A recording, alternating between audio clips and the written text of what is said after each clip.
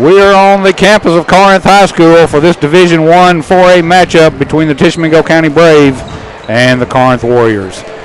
Season comes to an end. The regular season, that is tonight, as division play will close out tonight, and also will end the regular season for both these teams, and division tournament will take place next week.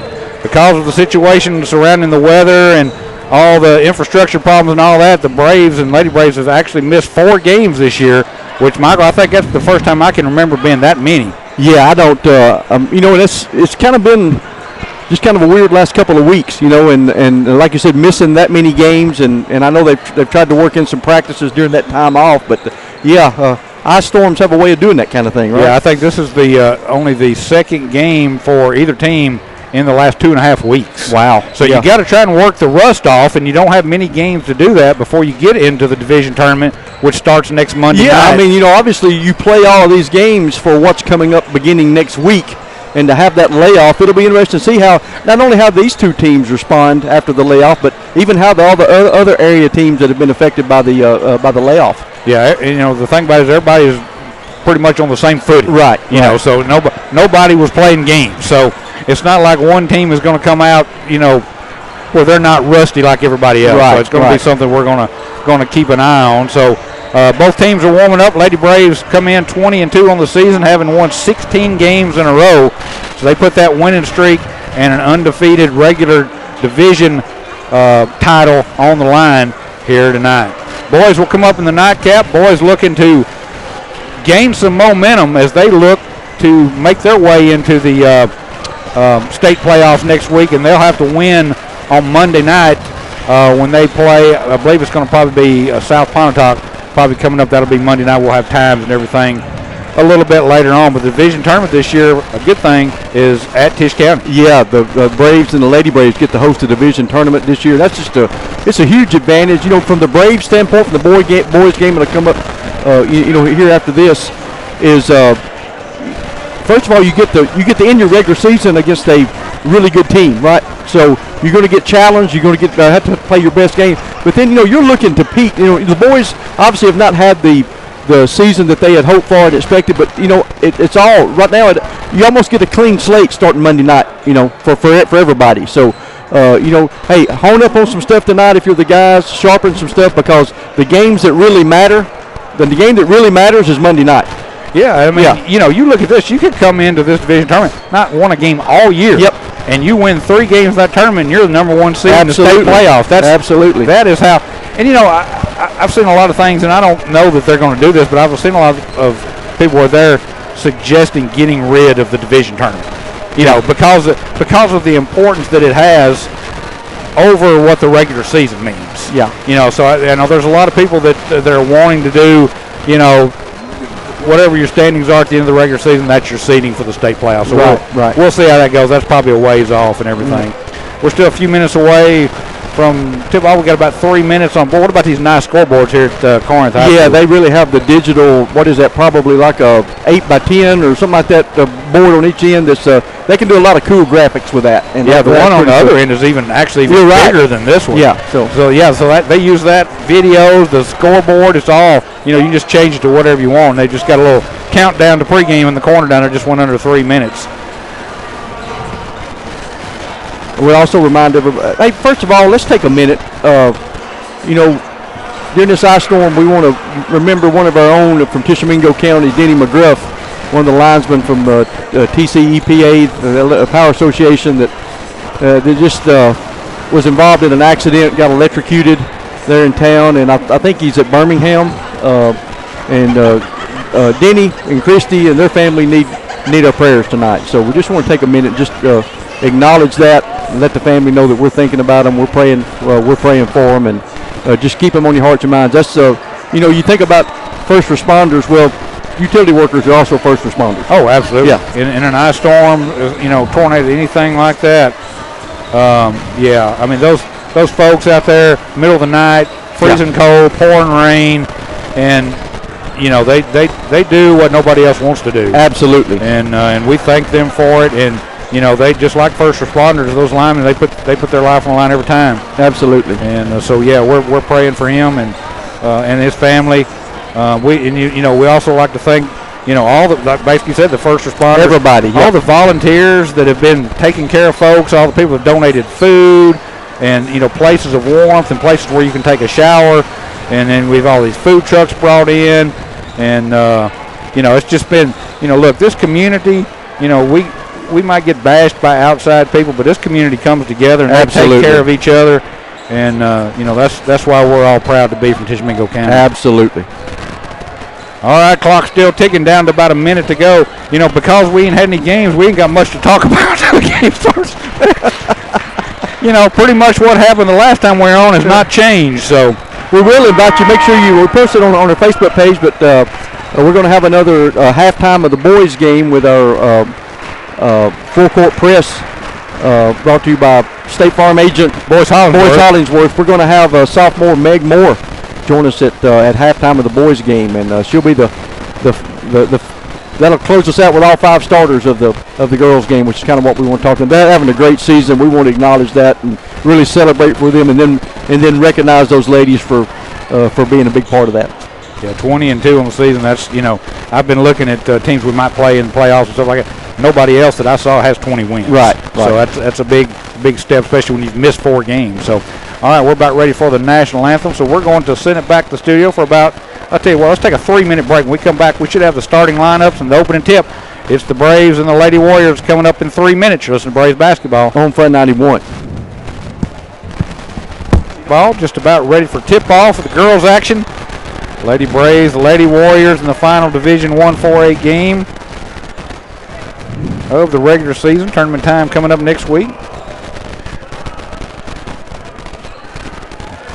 Probably, as far as we know, there'll just be one game that we'll broadcast on Monday, and that'll be the boys' action. And then from there, we know the girls will play on Tuesday, and according to what the boys do Monday, what they play. That's it. It's all. We know for sure we got one on Monday and one on Tuesday. Absolutely. We'll post some times and all that on our Facebook page if you want to keep up there. We're ready to go. Meg's going to jump center for the Braves in their road royal blue trimmed in gray, going left to right as you look at your radio dial. And the tip is controlled by the Braves. And a little different look. Meg out front. Almost walked. Now a little give and go. Taz to the goal.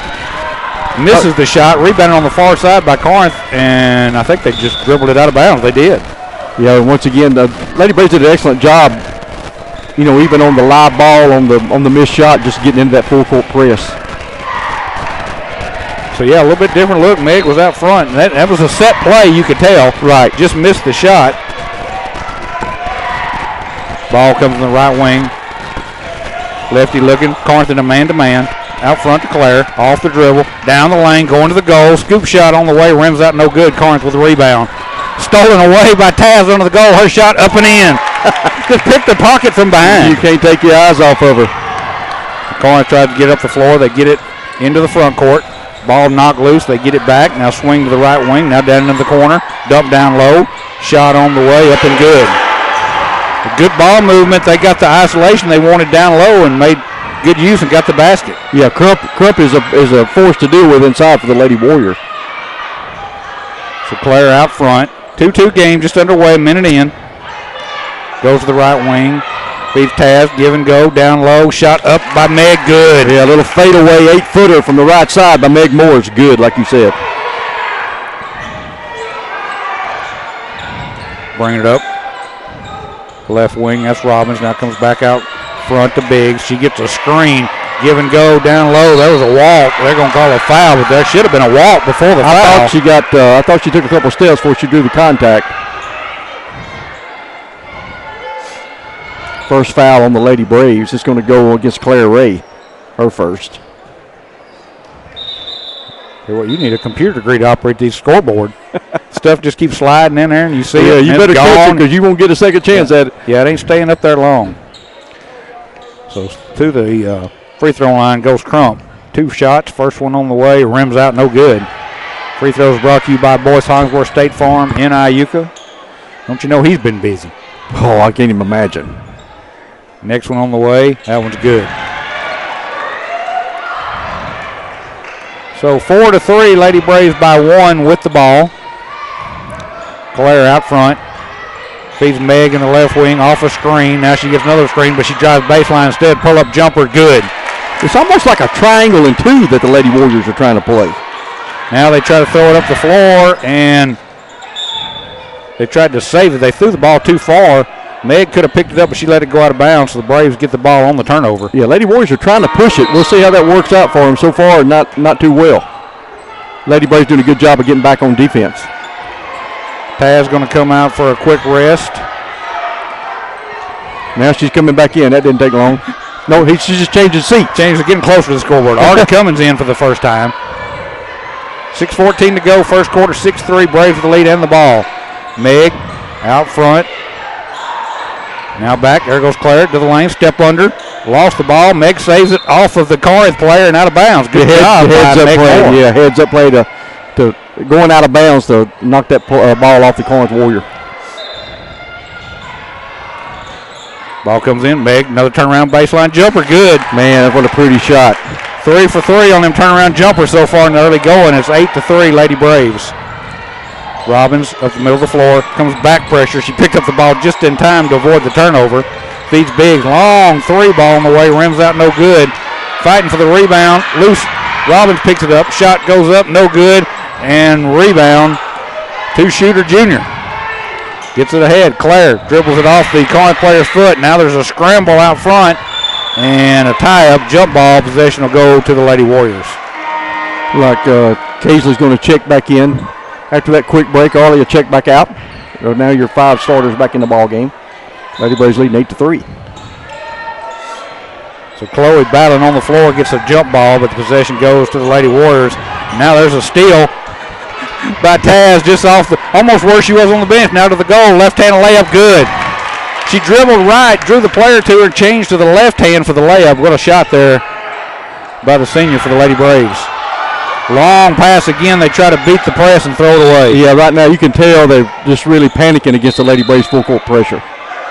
And just like that, Corinth, I think, is going to – nope. They called a timeout, but they're not. They're bringing the ball back where it was right in. Yeah, because it didn't touch anybody and went all the way out of bounds at the other end of the court. So Lady Braves are inbounds from underneath their own basket.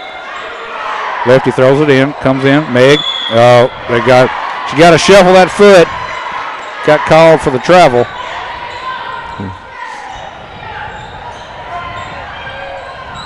So turnover, gives the ball back to the Lady Warriors. Now the Braves come double team the ball. And they force the player Robbins to step on the sideline. It was going to be a turnover either way. It was either going to be a steal or out of bounds. They called out of bounds against the Lady Warriors, being Lady Braves ball. Yeah, Lefty had already picked her pocket and was headed for the goal.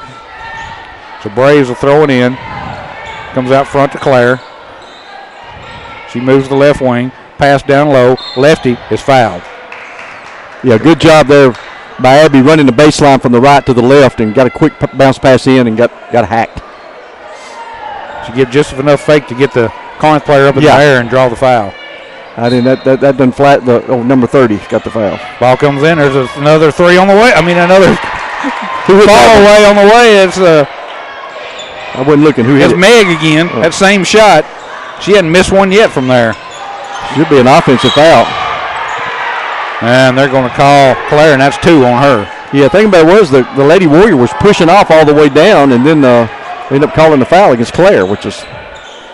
So that's 2 on Claire. Only 2 fouls on the Braves. Now Arlie back to the scorer's table. Now there's a pass inside that's stolen away by Chloe. Gladwell going all the way to the goal. Layup, goal, but she draws the foul. Yeah, good job for Chloe there using her body to draw the contact. Shot almost went in, but it rolls off. She'll get 2 free throws. So the senior will go to the line, 2 shots. Foul's going to go on Johnson for the Lady Warriors. First free throw is too strong. Free throws brought to you by Boyce Farnsworth State Farm in Iuka as Artie comes in and Claire goes out with the 2 fouls.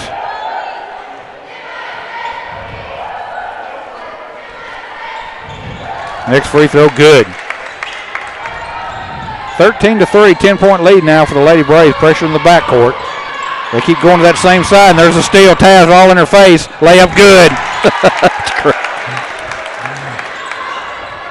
Corinth's going to make some wholesale substitutions. They don't like the way this is going. There's another steal.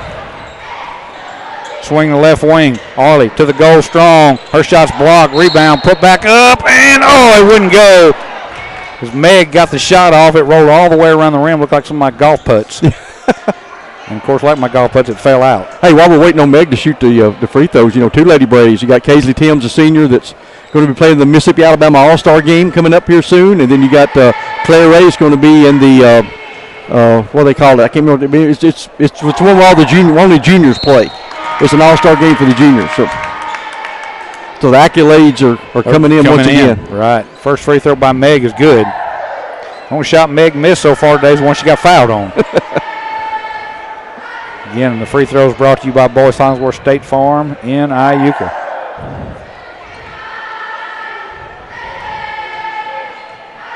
Meg lines up the next one on the way. Good. She hits a pair. 17-3 now. Meg got 10. Ball comes in.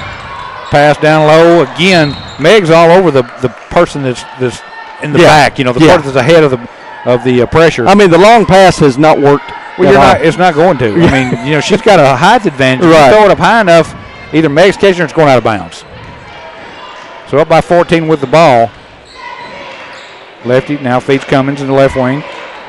Now to Butler. Ashland's come in the game. Yeah, she done snuck in on us. Snuck in on us. Meg going to fire up a three ball. Good. She is on tonight. Wow. She's like, I'm tired of all this ice. I'm ready to play ball. They get it into the front court finally. Shot up, rims out, no good. Rebound, put back up and in. Robbins gets the basket. First basket in quite a while for the Lady Warriors. Meg left wing. Being guarded, now gets a screen. Giving it down low. And no foul called. You call the foul like a while ago on Claire, and then something like that happens. You don't understand. Yeah, I mean, it's such a. This was like a nitpicking call they called, and that one was a clear, contact to the body. Like we said, call it how you're going to call it, but just be consistent with it. Right. Pass down low, shot no good. Rebound, put back up and in. Bucket by Green. Yep. So Green gets the basket. 3:05 to go, first quarter. 20-7. Lady Braves the lead in the ball. Meg left wing. Tries to pass down low and it's stolen away. Tried to feed it down low to Butler. And Corinth comes up with the steal. And now a reach-in foul on Kaisley. Be Kaisley's first. Got team third. So both teams now with 3 fouls. Yeah, Meg going to take a break as Chloe came back in. They get it in. Shot up on the way. Rims out, no good. Rebound right to Cummins. Braves got a 3-on-2 going the other way. Cummins now slows it down. Feeds Tash. She's going to fire up a 3. Good! When she's shooting 3s, she's Kaisley. Yeah. And she's knocking down 3s right there. That's not a Taz shot. That's a Kaisley shot. 9 points for the senior. 2:23 to go, first quarter. 23-7. Lady Braves with the lead. Corinth with the ball. Drive baseline. Good job. Cut off by Gladwell. Now she pushes it all the way out near half court. Now it's a swing down low. Caught up in the lane. Now they try to throw it over in the corner. Have to track it down. Now the ball is knocked out of bounds by Lefty. Boy, that's close to being off of Corinth right there. Yeah, just good again. I mean, I know we say it so many times, but good defense by the Lady Braves. I'm sure Coach would likes that too. Good defense. Just keep saying defense.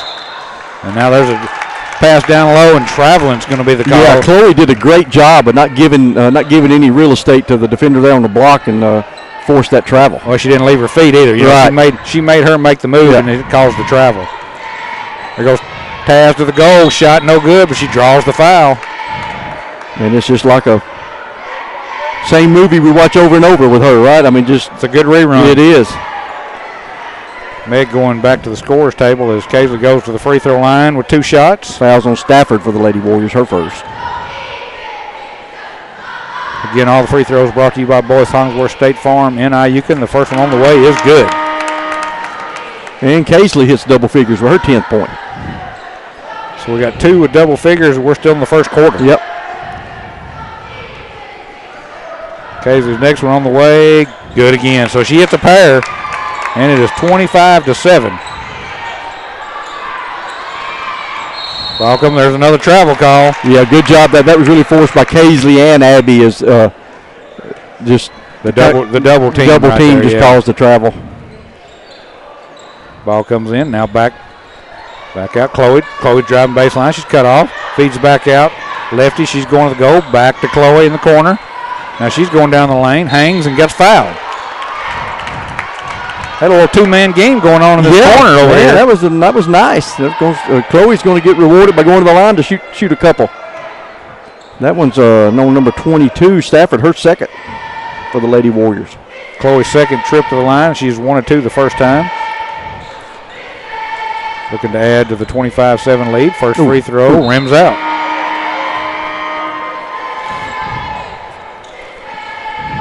So she'll have one more. Minute 44 to go. First quarter. Next one. Good. So the senior hits 1 of 2, and it is 26-7 now. And pressure in the backcourt again. What? Double dribble. I thought he was about to call a foul on Casey. I was like, I'm about to come unglued here. So again, but Casey calls the turnover. So Ashton Butler's coming in for Abby. Lefty going to get a breather. Coach doing a good job of keeping everybody fresh. Yeah. You know, like we said, it has been a while since they played. So you want to keep fresh bodies in there, but let them get the work too. Casey's shot on the way, no good. Rebounded by Chloe. Good job. And she'll reset the offense. Comes all the way back out front to Meg. Meg off a screen. Three. Oh, my goodness. A step back crossover three for Meg Moore. And there's a steal, and then they lost it back. Harley had the steal, but then lost the ball. Corinth gets it back. Well, that was another double. They got away with a double right there. 29-7, pass down low. Shot up, no good. Rebound is picked up by Taz. There she goes. Rockets galore all the way to the goal. Layup good. Yeah, she hit the turbo boost about the scorer's table, and it was lights out. 31-7. Corinth back the other way. No good. Rebound picked up. Ends up through the hands of the Braves player. Back to Corinth player. Number 14, and that is Johnson. Her shot no good, but a foul is going to be called. They get Meg, I think, for who they're calling it on? No, they got Chloe. So Chloe picks up her first. 4 team fouls now on the Lady Braves. Yeah, 2 on Claire, 1 on Casey, and 1 on Chloe now. Johnson to the free throw line. 2 shots. First one good. Free throws brought to you by Boyce Hollingsworth State Farm in Iuka. Lady Warriors are 2 for 3 from the line so far. 31-8. Still 44.3 to go, first quarter. Next one. That one rims out. We got a funny kick, and now the ball on the ground. Corinth saves it now. Meg's going to step around to block a shot and going to get called the foul. Yeah. And the bad part, that's 3 free throws. Yeah, she was just trying to get a hand in her face and end up drawing a little contact on her arm. That'll be the first on Meg. Like you said, that's going to send, is that Johnson back at the line? To the line again. She got 3 free throws. She was behind the three-point line when she got fouled. First one good. 31-9 now.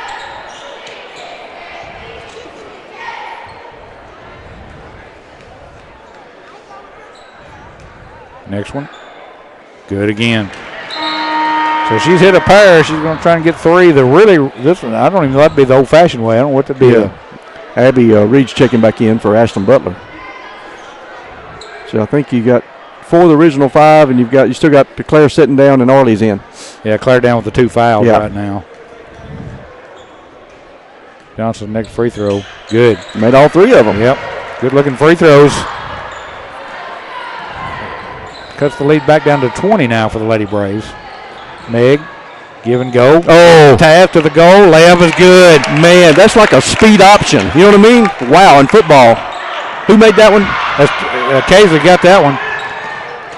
Pass down low. Shot is good. Braves didn't get back defensively. Chloe, the only one back. They had a 3-on-1. Now going the other way to the goal. Layup is good again. Taz is putting them in there faster than you can write them down. He is. I'm behind. Now they're going out of bounds. Loose ball. Chloe with the steal. Feeds to lefty. 3 seconds. Pull up three. No good as Meg tried to beat the clock, and it rimmed out no good in the first quarter. Comes to an end. 35-13. Lady Braves, they didn't look rusty to me. How about you? No. If that's rust, we'll take some more of it. Absolutely. Right? So the Lady Braves lead Lady Warriors by a score of 35-13. We'll be back in 1 minute with second quarter action. Listen to Braves basketball. Tishomingo County Braves basketball. 1 quarter in the book. Good quarter for the Lady Braves, especially coming off the no action for so long. We were worried about rust. We saw none. Yeah, Claire's checked back in. It's not like it's been a day or two since she's been in. She went out with the 2 fouls early in the first quarter, and Braves still scored 35 points. Meg pull up 3 on the way, no good. Rebound and goes off of Claire and rebounded by Johnson, and she stepped out of bounds. Good job. Meg got over again. We talk about this every game, how good they use that sideline as a defender. Yeah, it's not like you're fouling. You're just running alongside them and just almost closing in on them, and it forces them out of bounds. It's like you're trying to merge into traffic. You got nowhere to go. The urge to merge. That's it. So Braves force the turnover, get the ball back, leading 35-13. Claire, right wing. She got lefty down low, now comes out. Left wing wide open, 3 on the way. It rims out, Corinth the rebound. She had a good look at it, just a little short, and does a great job getting back defensively and forcing the ball to go out of bounds. Yeah, Abby really just putting the defensive pressure on caused Corinth to make that pass quicker than they wanted to, and it's too far out in front. Turnover, Lady Braves basketball. The Braves will throw it in from the baseline.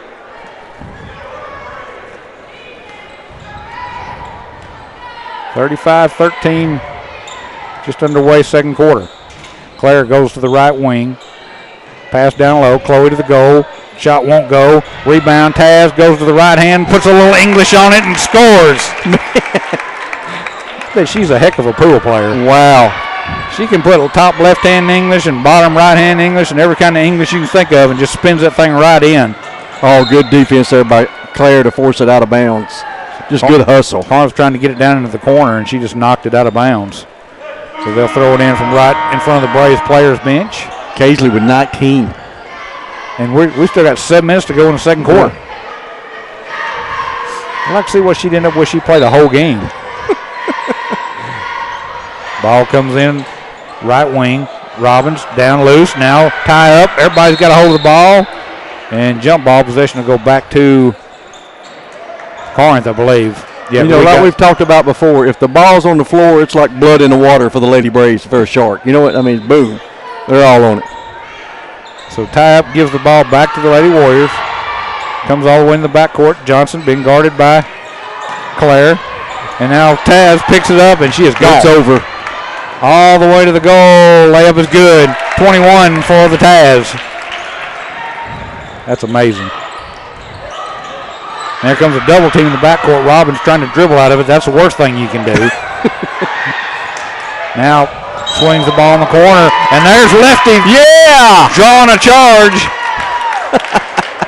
Have you ever seen anybody get run over and get up just laughing? I never seen anybody that loved contact more than Lefty. Well, when we interviewed her, we talked about that, and we talked about how that's the most unselfish play I think that a basketball player can make. Man, is taking a charge. She's the GOAT when it comes to drawing charges. Claire, right wing. Oh, giving pass down low. Claire to the goal. Now she can't go anywhere with it, so she swings it back. Tried to swing it back out to Lefty. Ball was deflected and stolen away by Corinth. She kind of got in no man's land down there. 39-13, Corinth with the ball. Off a screen. Lost the ball, and last touch by the Lady Braves. So good hands there by Taz. Lady Warriors basketball.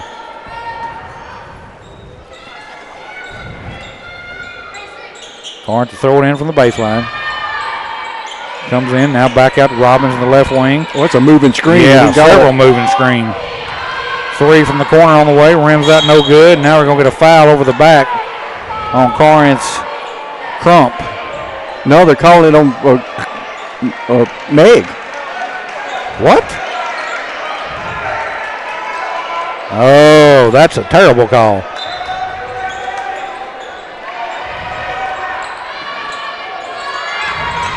Well, nonetheless, Corinth throws it in. Shot from the right wing on the way is good. 39-15. Is that a 2 or a 3? That's a 2. Inside the 3-point line. Claire brings it up into the front court. Crossover, down the lane, to the goal. Shot no good, but she's fouled. She just took it in amongst the trees. Yeah, I mean, I think she kind of anticipated what was about to happen, drawing that contact. And she'll go to the line. Fouls on Jamia Lester, her first. First free throw, good.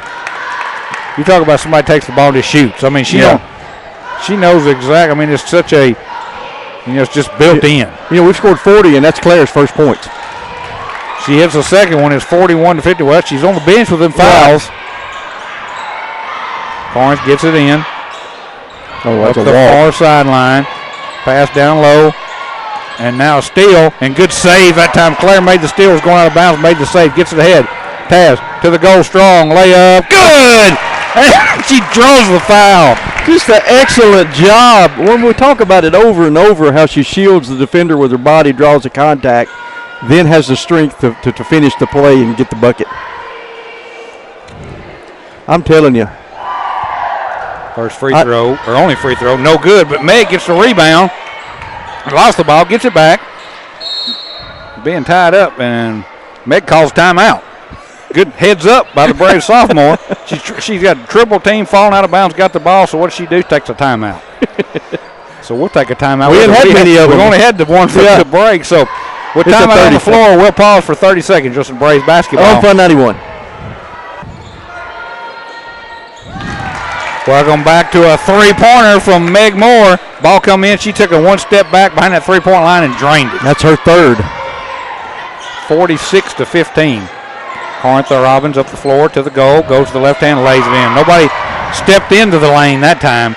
Yeah, she just took it all the way to the goal. And on that three-pointer, Meg has 19. Claire feeds Meg, left wing. Meg to the goal, hangs, shot, and a foul on Robbins, I think. Let's see. We'll send Meg to the line. Yep, number 20. So Robbins picks up the foul. Meg going to the line with two shots. First on Robbins. Fourth on the Lady Warriors, still with almost 5 minutes to go. So Lady Braves will be shooting free throws from this point on in the second quarter. This will be Meg's 2 for 2 from the line so far tonight. Free throws brought to you by Boyce Hollingsworth State Farm in Iuka. First one on the way. Rims out. A rare sight. Yep.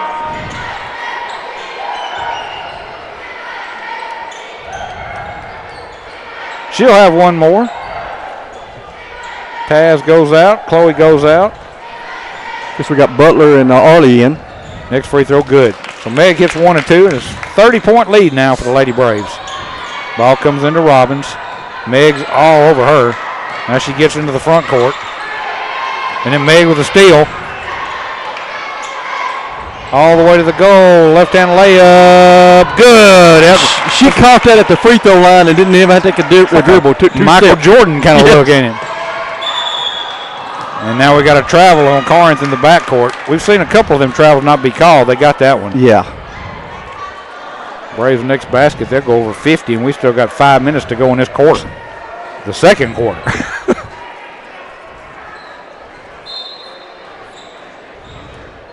Ball comes in. Claire, right wing, feeds Meg in the corner. Fire up a three ball. Oh, rimmed out. Corinth with a rebound. Up the far sideline, going 1-on-3 all the way to the goal. Oh. They're going to call a block on Lefty. Old buddy Corey called that one on. We're going to have to get on Corey.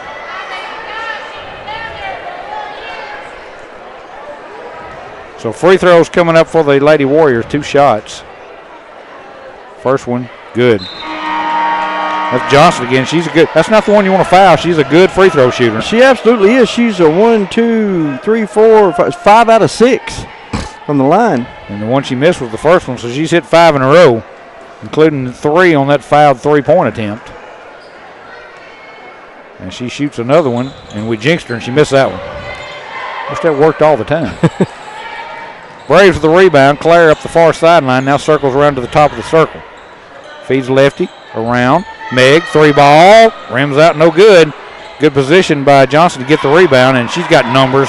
3-on-1 all the way to the goal. Missed the shot. Oh, good rebound by Butler. By the Braves.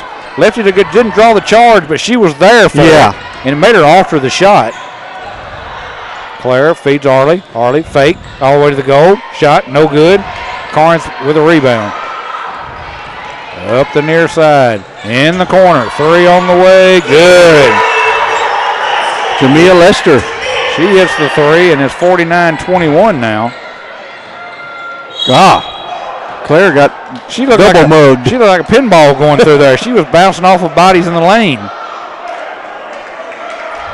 Unfortunately, it only counts for 1 foul, and she'll get 2 shots. Foul's on goal number 12. Lester, her second. Where are we standing? This will be free throws, folks. Yeah, free throws. Yeah. Yeah. There we go. They're about to throw it into the baseline. You got Arlie Cummins, Ashlyn Butler, Claire Ray, Meg Moore, and Abby Reed are your 5 Lady Braves in the ball game right now. Claire at the line. First one on the way. It rims out no good. See, I bragged on her the last time. Yeah. I got to quit bragging on people. One more coming up on the way. That one's good. 1 and 2 for Claire Ray. Free throws brought to you by Boyce Longworth State Farm. And now the ball comes at the far sideline, ends up hitting the score tape. They're going to say stay with Corinth. It looked like they just lost it out of bounds. That's what I thought. Like Maddie Durham's going to check in. She comes in for, is that Meg? Yeah, Meg's gone. Nope, no, Meg's not still Meg. out there. Came in for Claire. Shot up in the lane is good. Basket by Lester. No, that's not 5. Green. 5, yeah. 3 and the 5 look pretty similar from this far away. 50-23. Still 3 minutes to go in the half. Butler to the goal. And they're going to call, yeah, she did. She took an extra step going around the defender and gets called for the travel. You don't think it's pressure in the back. When the ball gets thrown in, all 10 people are in the backcourt. Everybody. This could be a 10-second call. Man, they just closely got. I don't know if anybody's even counting 10. That's a walk, didn't call it. Ball comes out front. 3 on the way is good. What a shot. Yeah. I mean, that was the quickest catch and release you're going to see. And a cliff. Lefty's shot is blocked, and then they save it in bounds. Nope, they didn't save it in bounds. The ball hit the sideline, so Braves will get it back. 50-26. 2:27 to go here in the first half. Ball comes in down low. Meg draws a double team, turn around, jump shot anyway, no good. Arlie tries to tip it out, and it goes out of bounds. Braves had an opportunity to, I think, get that ball. They just let it go. Yeah, I think Maddie thought it was last touched by the Warriors, but it wasn't. So Corinth throws it in. Taz has come back in the game. Now they're going to call a foul on Butler. It's them fouls like that you don't understand. Yeah. Well, it's just, a little running beside each other contact, and then somebody gets hammered on the goal and you don't call that anything. One official has been Mr. Inconsistent. Yep, there's good hands by Artie, makes the steal, and then picks up the ball, goes to the goal, and gets hammered. Good job by Arlie Cummins. Yeah, take the steal and take it to the goal. Yeah. She took a pounding, too, she did, she went up. Fouls on Layla Lester, her first. Artie going to the line with 2 shots.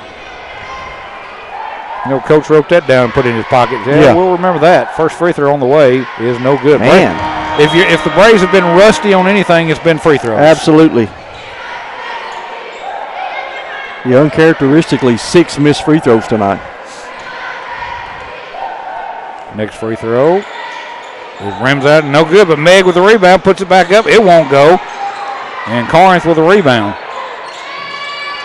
And now Braves with a steal down low. Meg shot, good. Boy, they just stayed with it. Didn't give up. Defensive tenacity right there. And here comes the double team near the sideline. Oh, they called Taz with a foul. It's the same official. He's falling over that whistle. He's that guy. He's that guy. So Corinth will throw it in with 1:56 to go. Got 2 on Taz? Yeah. And now a charge on Corinth as they put that off arm and just cleared space. And yeah, good job there by Taz to draw the charge. Just when you upset with the official because he's making bad calls, he makes a good call. That's what we talk about being inconsistent. Yeah, right? this is true. So Braves will throw it in. Now the starters are all back in. No, Arley's still in. Yeah, who came out for? Okay, yeah, Claire's Claire's out. So Claire's out. Arley's still in. She's out front, running the point. Goes to the left wing, draws a double team. Feeds Chloe. Back to Arley. Arley down the middle of the lane. And she walks. A little bit of indecision right there.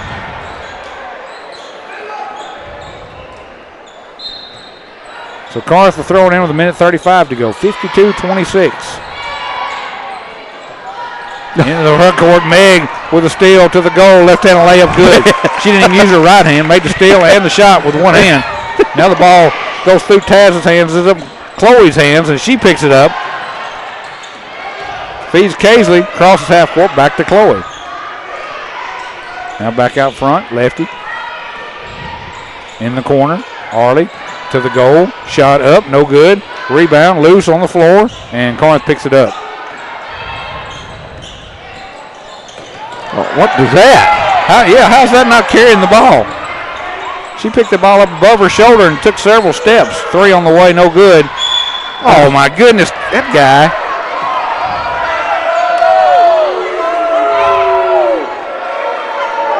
That is terrible.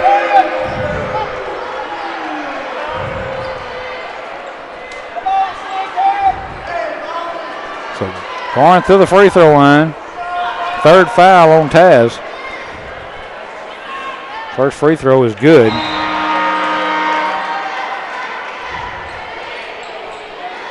Maddie Durham back in, and Taz out with those 3 fouls. Next free throw, short. And now they're going to get the free throw shooter, Green, going over the back on the rebound. And we'll go the other end and shoot some free throws. This last 50 seconds might take forever. Yeah, I mean, it's.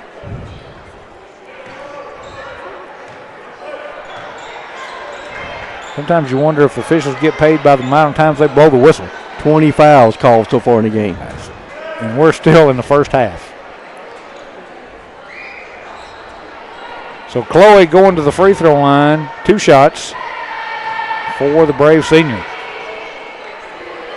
First one. Good. 55-27. Still 50 seconds to go here in the first half.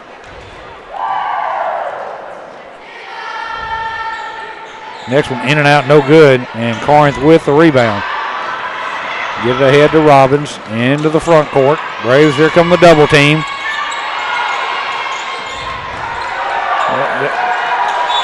I was going to say, what? He almost didn't call back court on that. Oh, man, that dude. Sometimes it makes you wonder if he's ever called a game before. Yeah. I mean, she literally walked all the way across the whole line. I don't know. Just by his body posture, he would rather be anywhere else but here, it looks like. Apparently, he probably don't have power. Yeah. Drive, pass down low, and they knocked it away from Meg and picked up by Corinth going the other way. Robbins. Oh, I was going to say, if that's a foul. I think I stole my 3-ring binder. They call a tie and a jump ball, and the Braves get the ball back with 17 seconds left. They'll probably hope for the last shot.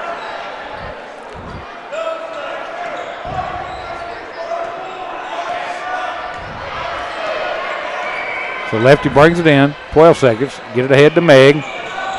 Meg 3 on the way, no good. Rebound, put back up and in by Chloe.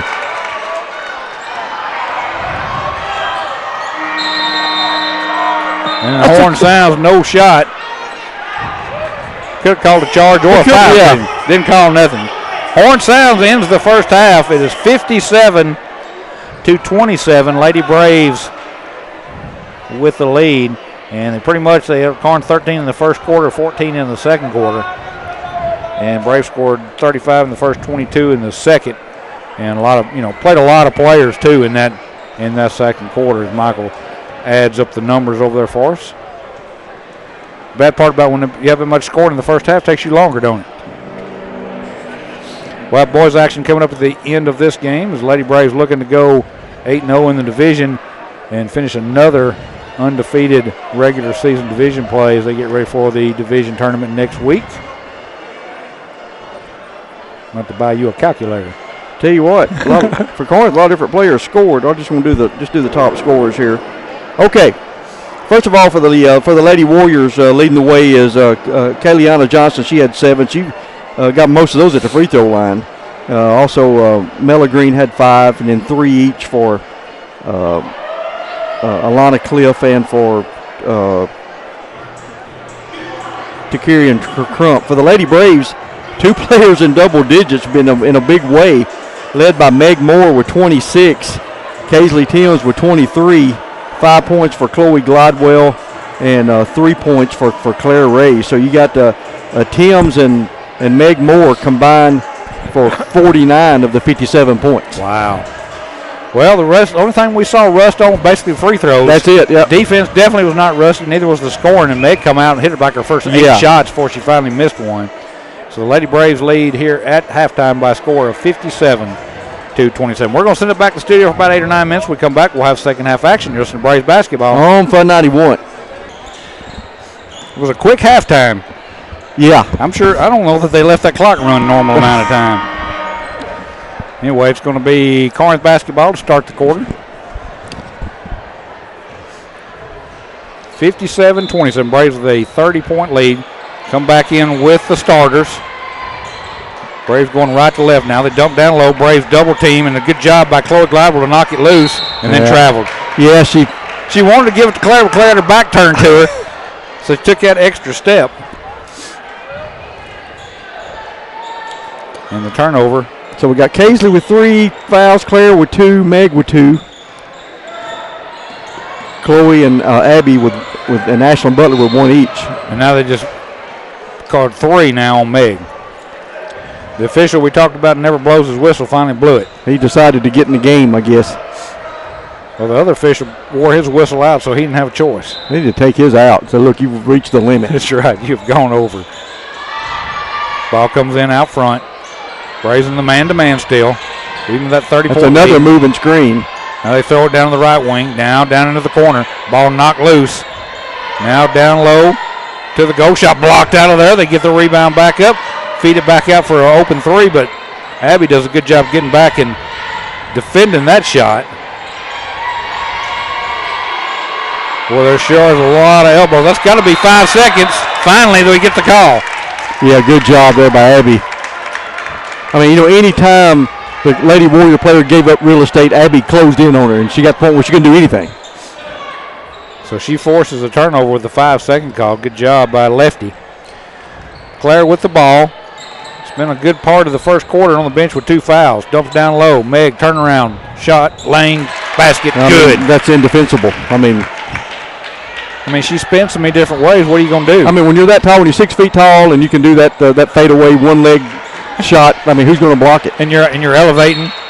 And now a charge. That's going to be an illegal screen. Finally, they call the illegal screen against the Lady Warriors. That's been going on all night. Right out there at that same spot. It's just a moving screen. Yep. Be the 3rd foul on Biggs. So Braves up 59-27 with the ball. Meg got an open 3. Pull up on the way. Short. Taz with the rebound. She goes to goal. Scoop shot won't go. Not enough English on that one. Gets it ahead. Robbins down the lane. Loses the ball. Gets it back. Picks it up. Feeds it into the corner. Oh, whoa, that should have been a foul. How is that not a foul? What in the world? Corinth is trying to call a timeout. He's all the way out on the floor near half court. Threw Kaisley to the floor, and they didn't call a foul. Nonetheless, Braves with the ball. Meg, pull up 3 is short. And rebound taken down by the Warriors. 59-29, Braves by 3. Now, pass going up, stolen away by Chloe. Chloe going to the goal, pulls back up. There's a three on the way. Claire knocks down the three. Claire, her first three, her first field goal of her first bucket of the night. Well, she hadn't even attempted one. Point guards know when they have to score. And we'd had a couple of empty trips. She said, I'll take care of that. 62-29. Claire comes out, plays the ball. Feeding the right wing. Now down in the corner. Meg comes out off the screen. And a blocking foul on Chloe. Our favorite official had to get back in action. He'd been too long without blowing his whistle. Taz going to come out. Arley's going to come back in. Ball comes the right wing. Dump down low. Good job that time by Chloe to knock the ball loose. They were trying to post her up. Arley's going all the way to the goal. Stop. Chloe, baseline. Free throw line shot is good. Pull-up jumper from 15 feet by the senior Chloe Gladwell. Makes the steal on one end, knocks down the shot on the other. 64-29. And now pass down low is deflected by Claire, picked up by Chloe again. Gets it ahead. Lefty wanted a three, pass it up, running floater. Good. Nice job there by Lefty. Like you said, with a floater. Her first bucket and points of the night, but she's made her presence known on defense. Other things, important things. Robbins to the goal and is going to be fouled. That's 4 on Meg. Yep.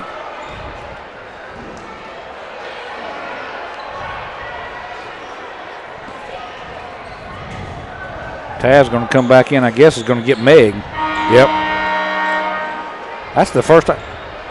I can't remember the last time I seen Meg had 4 fouls. Yeah, that just kind of tells you where we're at with the officiating tonight. Yeah. There goes a pass intended for there and stolen away. Taz is gone. To the house. Layup, good.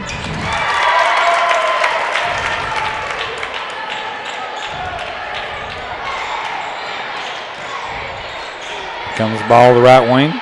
Robbins lost the ball. Picked up by Claire. We got a 3-on-1. Claire in the middle. Taz to the right. Claire going all the way to the goal. Was fouled. No call. Rebound picked up and put back in by Arley. Now there's a pass down low, and that ball went off. It should be this way. He couldn't see it. Wow. Chloe knocked the ball off the Corinth players, no doubt. We have a bird's eye view for all this, where we are. They're going to let the Warriors throw it in.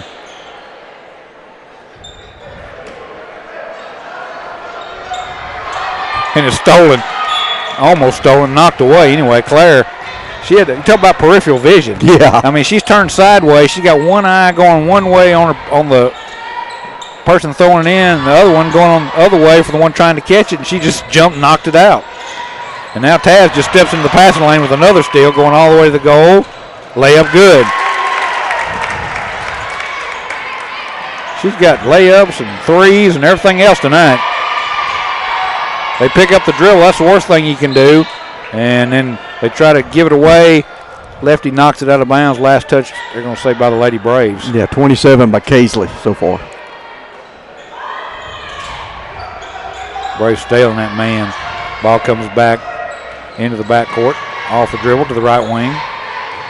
They're pushing off with a free hand again. They take it to the goal shot, no good. Chloe with a rebound. We talked to her last week or week before. Whenever we talked to her, yeah. Before the ice. Pre-ice storm. Yeah, that's it. And that's, the stuff that she don't get enough credit for is rebounding like that. And now we got a foul on Corinth's Stafford. Her third. And the Braves will throw it in. Lefty will come near the Braves bench to throw it in. Still 2:05. We got a running clock, by the way. I was just looking to double check that. It'll be a short fourth quarter. Ball comes in. Claire off the dribble. Picks it up. That feeds Chloe in the right wing. Now back to Claire. Off the screen. Behind the back dribble. Working her way down.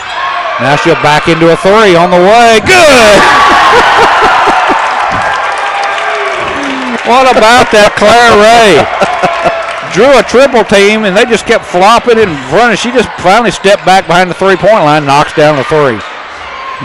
Ball, Robbins in the lane, Euro step, and then shot it out of bounds. That was a good step. Just didn't have enough on the shot. The Braves will throw it in. Clock running with 1:20 to go, third quarter. 75-29. Quickly gets it up. Taz going to the goal, hangs. Won't go. Rebound, fought for it. Chloe had it, knocked it out, but Corinth picks it up. They're going 1-on-3, and that's not a good idea. And now there's a charge. And guess who is the recipient of that charge? I mean, you can see her setting it up all the way down there. That's going to be the third foul on Mella Green for the Lady Warriors. 75-29. So Lefty draws the charge. Claire out front. Feeds Lefty in the left wing. Now swings it around. Arlie down the lane. Backdoor pass. Shot up. When he did everything but the shot would not go. And that's going to be Braves basketball as the ball goes out of bounds. Last touch by Corinth. But pay attention now. Clock's running. 22 seconds. In Claire. 3 on the way. Short. But a foul. Claire got fouled shooting the 3, and she's going to go to the line with 3 free throws, and the clock's going to expire during this time. Make sure the horn don't go off here. Right in the middle of a free throw. They stopped at 1.4 to go. Claire's 3 for 4 from the free throw line tonight. And they're going to go and clear the floor. Clear the floor and let her shoot 3 free throws. Boyce Hollingsworth State Farm free throws. Claire Ray at the line. First one is good. 76-29. Claire hits double figures, and I don't think she's played but about 6 minutes, has she? Next one, good. Yeah, I think she spent more time on the bench with fouls than she has on the floor. Right. Next one, good. She hits all 3. It is 78-29 here at the end of 3, and that was with a running clock the whole third quarter. Wow. So the Lady Braves 78, Corinth 29. They held the Lady Warriors to 1 basket in that quarter. 1 basket, that's it. Wow. 78-29. We've played 3 quarters, and we'll pause and come back with fourth quarter action in 30 seconds for some Braves basketball. On Fun 91. Welcome back to Tishomingo County Braves basketball. 78-29. Lady Braves with the lead. Hey, and I failed to mention that our statistics at halftime or scoring updates are brought to you by Spark CPA Farm each time we give one of those. I failed to mention them. We appreciate them being a sponsor and crunching the numbers for the Spark CPA Firm. We got a bunch of numbers to crunch tonight with this game, I'm telling you. Braves will come back in with 4 of the 5 starters plus Ashlyn Butler. So we talked about, hey, you haven't played in a while. You got division tournament. You got to get and you got to get ready. Yep. So regardless of what the scoreboard says, you got to get the players some action. Right. Butler in the right wing, and she double dribbled. Yeah. They ran the play for her to get the ball down low, and she just didn't make the pass. Young player, got to learn. So Corinth with the ball coming up the near sideline. Taz comes out to play the ball. Boy, there's a lot of palming going on out there. A loose ball, and now another loose ball. And finally, Taz picks it up, and she's gone again. All the way to the goal. Layup's good. It's like 2 Braves right there, and nobody comes to help the Corinth player, She's just out in no man land. It's 80-29. There's Claire with the steal. Stepped into the passing lane. She's going to go all the way to the goal, and she's going to be fouled. Good job there by Claire. She took a pretty hard hit. She jumps up smiling and ready to shoot some free throws. It's the Joker. The Joker at the line. 2 shots coming up for Claire Ray. First free throw is good. Again, she just grabs and shoots and makes. Yeah. I mean, she don't take a lot of time between shots. Next one. I got to shut up. She missed that one again. All right, Corinth the rebound. Braves 81-29. The free throw is brought to you by Boyce Hollingsworth State Farm. Corinth all the way to the goal. Lowers across the rim. Tipped out. Here comes Claire. Up ahead. Meg to the goal. Layup is good. 83-29. Running clock. 6:15 to go. There's a shot blocked. Shot again, no good. Rebound put back up, and that one goes. 83-31. Claire up the far sideline. Finds another gear and gets hacked. But they don't call it. They're just going to say the Corinth player knocked it out of bounds. So it'll still be Braves basketball. Substitutions coming in for the Warriors. Coach is undressing the freshman over there. Yep. Shirts are coming off. Here they go. Arlie's going to come in. Next whistle. Lefty. Pass down low. Meg to the goal. Layup good. What a play the Braves run right there, and Coach calls a timeout. 85-31. Timeout on the floor as Coach is going to bring in several freshmen. I'll tell you what, we hadn't got in enough commercials, so let's take a break with it. Back in 30 seconds, just some Braves basketball. Home Fun 91. You go through who's on the floor. Okay.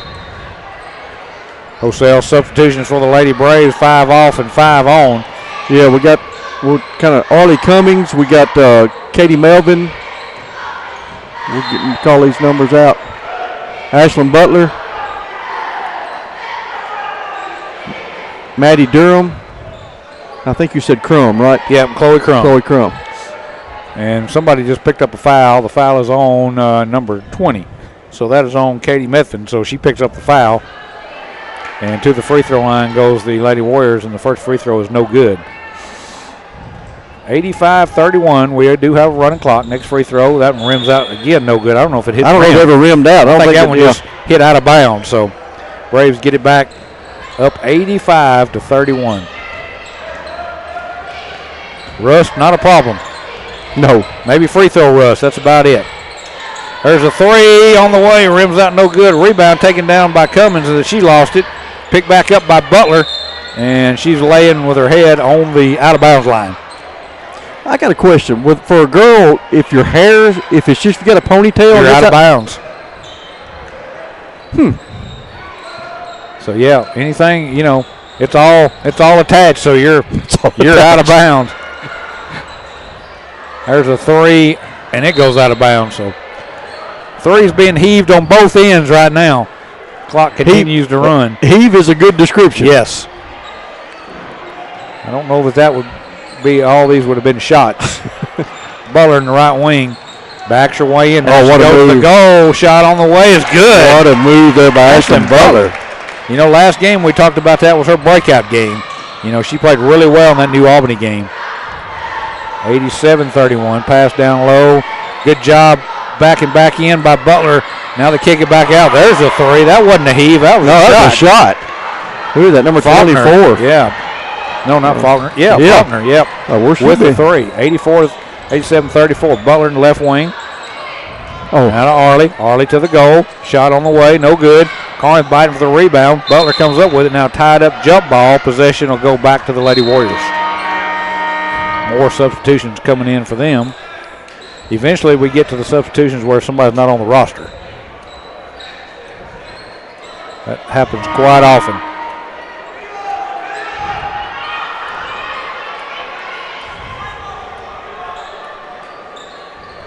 Had a little confusion there whose ball it was. I think they finally decided it's Corinth. Yeah, I thought that was pretty easy to look at that possession arrow and say, yeah, now it'd be the Braves ball next dead ball, or next tie-up. Approaching 2 minutes to go. 87-34. Pass down. Now they're going to call a jump ball. Yeah, quick whistle there on a jump ball because I think Ashley had it stolen. And here comes some more Braves players in. See, we got number 1. That's going to be Ainsley Feltman. And number 5, that is Kiora Clemens. Yep, there you go. They join the three on the floor, and Butler loses the ball, picked up by Crum, and she's fouled. And so not enough fouls for free throws, so we'll throw it in. So I thought Chloe was going to get a chance to go to the free throw line, but that's only the second team foul. Looking at the scoreboard, Corinth's got another game tomorrow night. They play at North Pontotoc. You got to get these division games in. Yep. There's a loose ball. It's going to go out of bounds. Last touch by, I think, Corinth. We'll see. Yep, it's going to be Braves basketball. Of course, the Lady Braves had non-division games against Belmont and Biggersville that were canceled. Because they have to finish their division games. Right. Spin move and a layup. Nice job by Arlie. Yeah. Good job. They're finishing with their left hand. 89-34. Approaching 1 minute to go in this game. Pass down low. There's a mismatch down low. Bless her heart. But good job. Good job playing defense. Feldman holding her own. The rebound. She's going to bring it down. Up the near sideline. Feeds Arlie out front. Arlie going, 1-3. Now Butler passes up a three. She goes to the goal. Hangs and scores. What a strong move there by Ashlyn Butler. And the Braves have hit 91. That's got to be a high mark for the year. Absolutely. 91-34. 35 seconds to go. This is with a running clock for this whole second half. Ball comes in the corner, now back out front. Clemens comes out really on the ball. Pull-up shot on the way, rolls across the rim, no good. Braves fight for it, and let's see whose ball. It's going to be Braves basketball. Hurry up, we can get a shot off. Yeah, might get one more shot off here.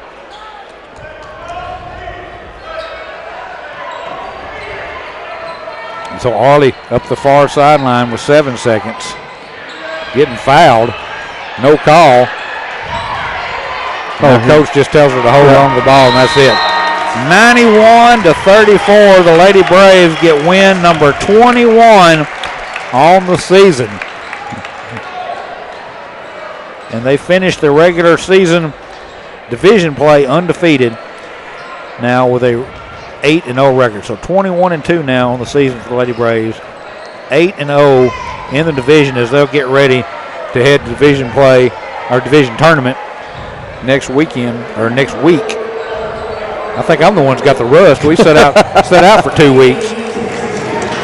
Again, they win at 91-34, win number 21. That's 17 wins in a row now for the Lady Braves. Wow.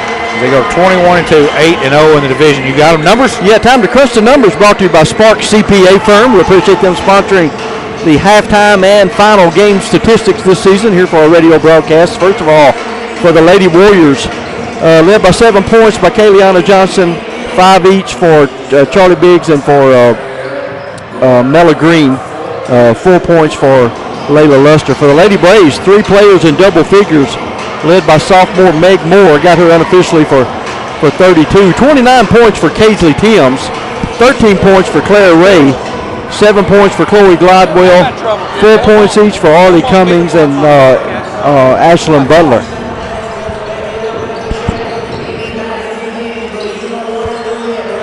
So that is your final statistics as the Lady Braves take care of business, go undefeated once again in division play and knock off the Lady Warriors 91-34. All right, boys action coming up. Again, we'll see. Normally you would think you're playing to get out of that rust. Right. And boys may be different. Girls didn't show much of it, maybe a little bit from the free throw line, but they get their high points on the year, winning at 91-34. So we're going to send it back to the studio for about 8 or 9 minutes. We come back, we'll have boys action. This is Braves basketball. On Fun 91. So we're ready to go. Braves going left to right.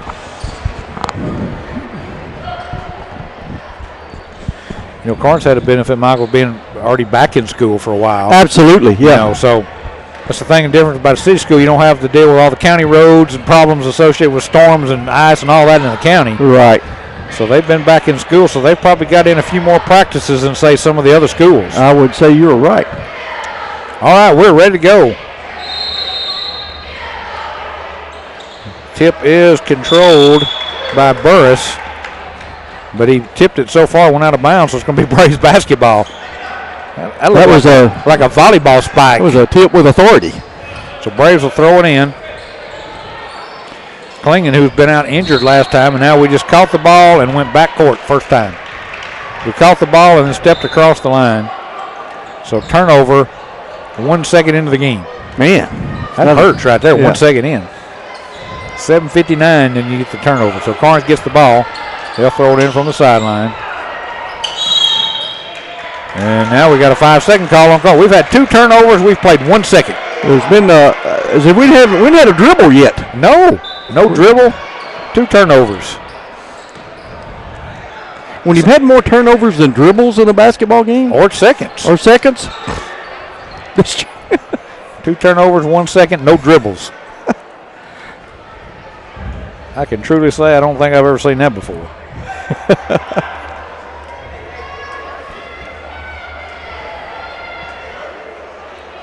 Man, this 1 second has took 5 minutes. Wow. They're still having conversations.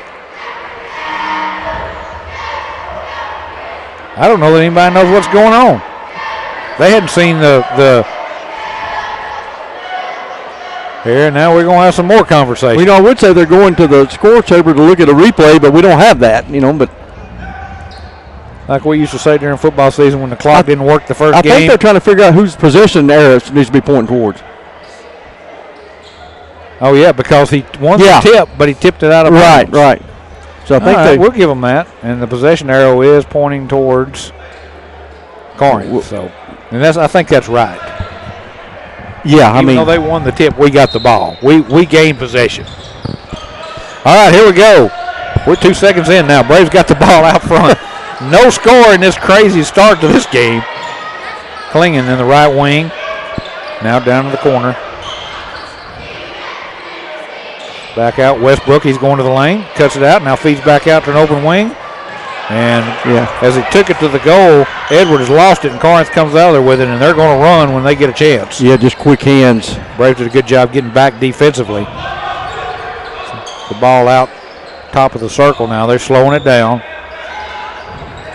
They've got to get their game in shape too. I mean, they're going to be playing for some seeding. What a move! The tournament next week as they miss the shot and Klingen with the rebound. Good job there by Eli. He got away with a walk once he gathered the ball. Westbrook now top of the circle. Klingen. Now back to Westbrook in the corner. They're giving him the three if he wants it, but none. Now the shot on the way is no good by Edwards. And it goes out of bounds. Last touch with the Braves. So good job there by Klingen to tip it. Try to get to Clark, but Clark couldn't hang on to it. It went out of bounds. This is the game apparently that we were talking about rust. Yes, the whole thing has started out kind of rusty. We're 1:10 in. Nobody scored. I don't even know if we've had a shot yet. Left wing. Now moves to the top of the circle. Now feeds right wing. Just moving. Braves do a good job defensively. Now they're going to the goal. Kick it back out. There's the first shot. Three ball on the way is good. Yeah, it's that. Jameer Barton with the three. He made the most of the first shot of this game, and Corinth leads early 3-0 here. A minute and a half in.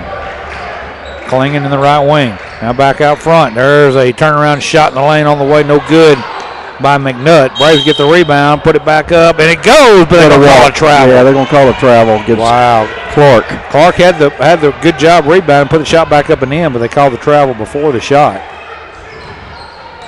So again, officially, the Braves have yet to have a shot on goal.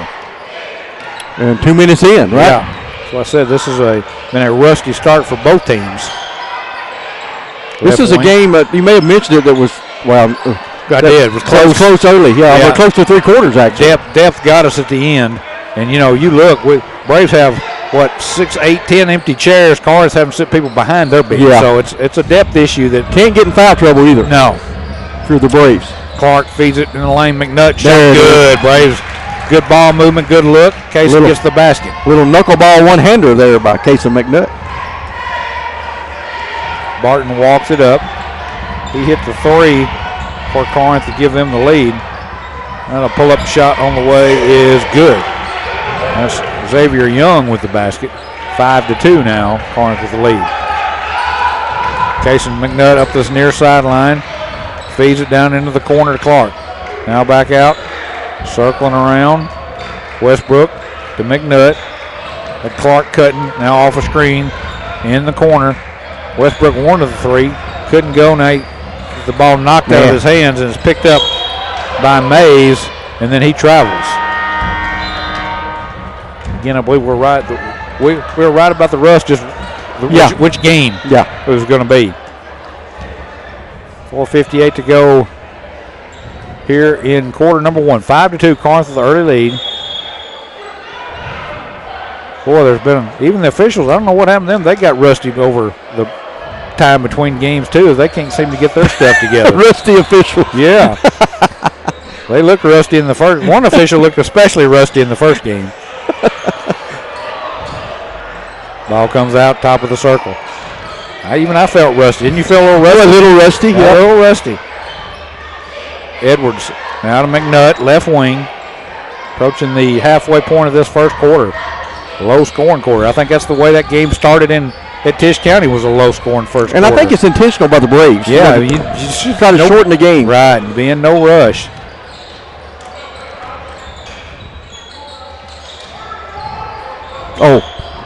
The ball ends up going through hands, ends up in the corner. Now down low, the ball deflected out again. And then they actually grabbed Klingon to keep him from going to the ball, but luckily Westbrook picked it up. Now to McNutt. Now to Klingon. Now back to McNutt.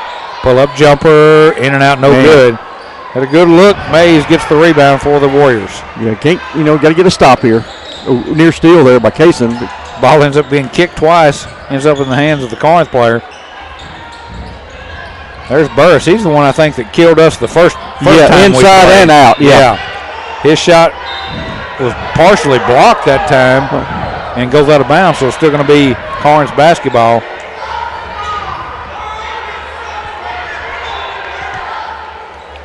Ball comes into the corner. Barton now back. Hartnell, three on the way, no good. And good job rebounded by Mays. He sets it back out front and they reset the offense. 3:30 to go here in the first quarter. Back in his way, now to the goal, and a tie-up, jump ball. That's where that possession arrow came in play, and now Corinth's going to keep it. See, they should have just left it be, right? It all would have worked out the same. Yeah, it would have all worked out. There's into Burris' shot up. Oh, my goodness.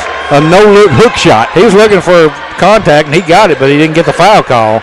He should have been playing in the girls' game. He'd have got a lot of foul calls. Absolutely. McNutt off a double team, tries to get it ahead to Westbrook, and the ball's deflected out of bounds by Corinth. It'll be Tisch County ball here on the near sideline. Yeah, quick hands there by Swayze Hartnell for the Warriors. 7-2, Corinth with the lead. Ball comes to McNutt in the backcourt. He resets, crosses the timeline. Give and go out front.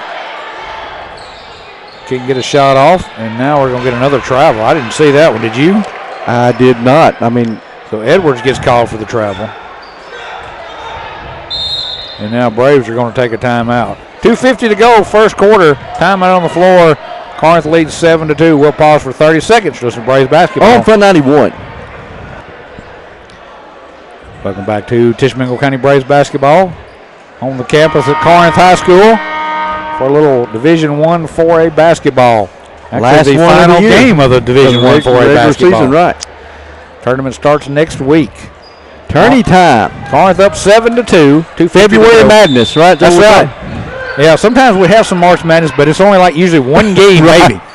It's usually like if you make it to March in high school basketball, you're usually playing for a gold ball. That's it. That's it. All right, Corinth crosses half court. Here comes the double team on the ball. They do a good job passing out. Now they find number down low, and there's a travel. Yeah, Braves did a good job after that timeout. Coach Parson, I think, really wanted to dial up the half-court pressure. And it worked right there as he forces the turnover. And then Markle comes out, and he came back in. That's Edwards has come back in. So you got Westbrook, Edwards, McNutt, Klingon, and Clark on the floor for the Braves. Edwards gets into the front court. Now back to McNutt. Pull up three ball. Too strong. And the long rebound picked up by Klingon. His turnaround shot is short. And Corinth with a rebound.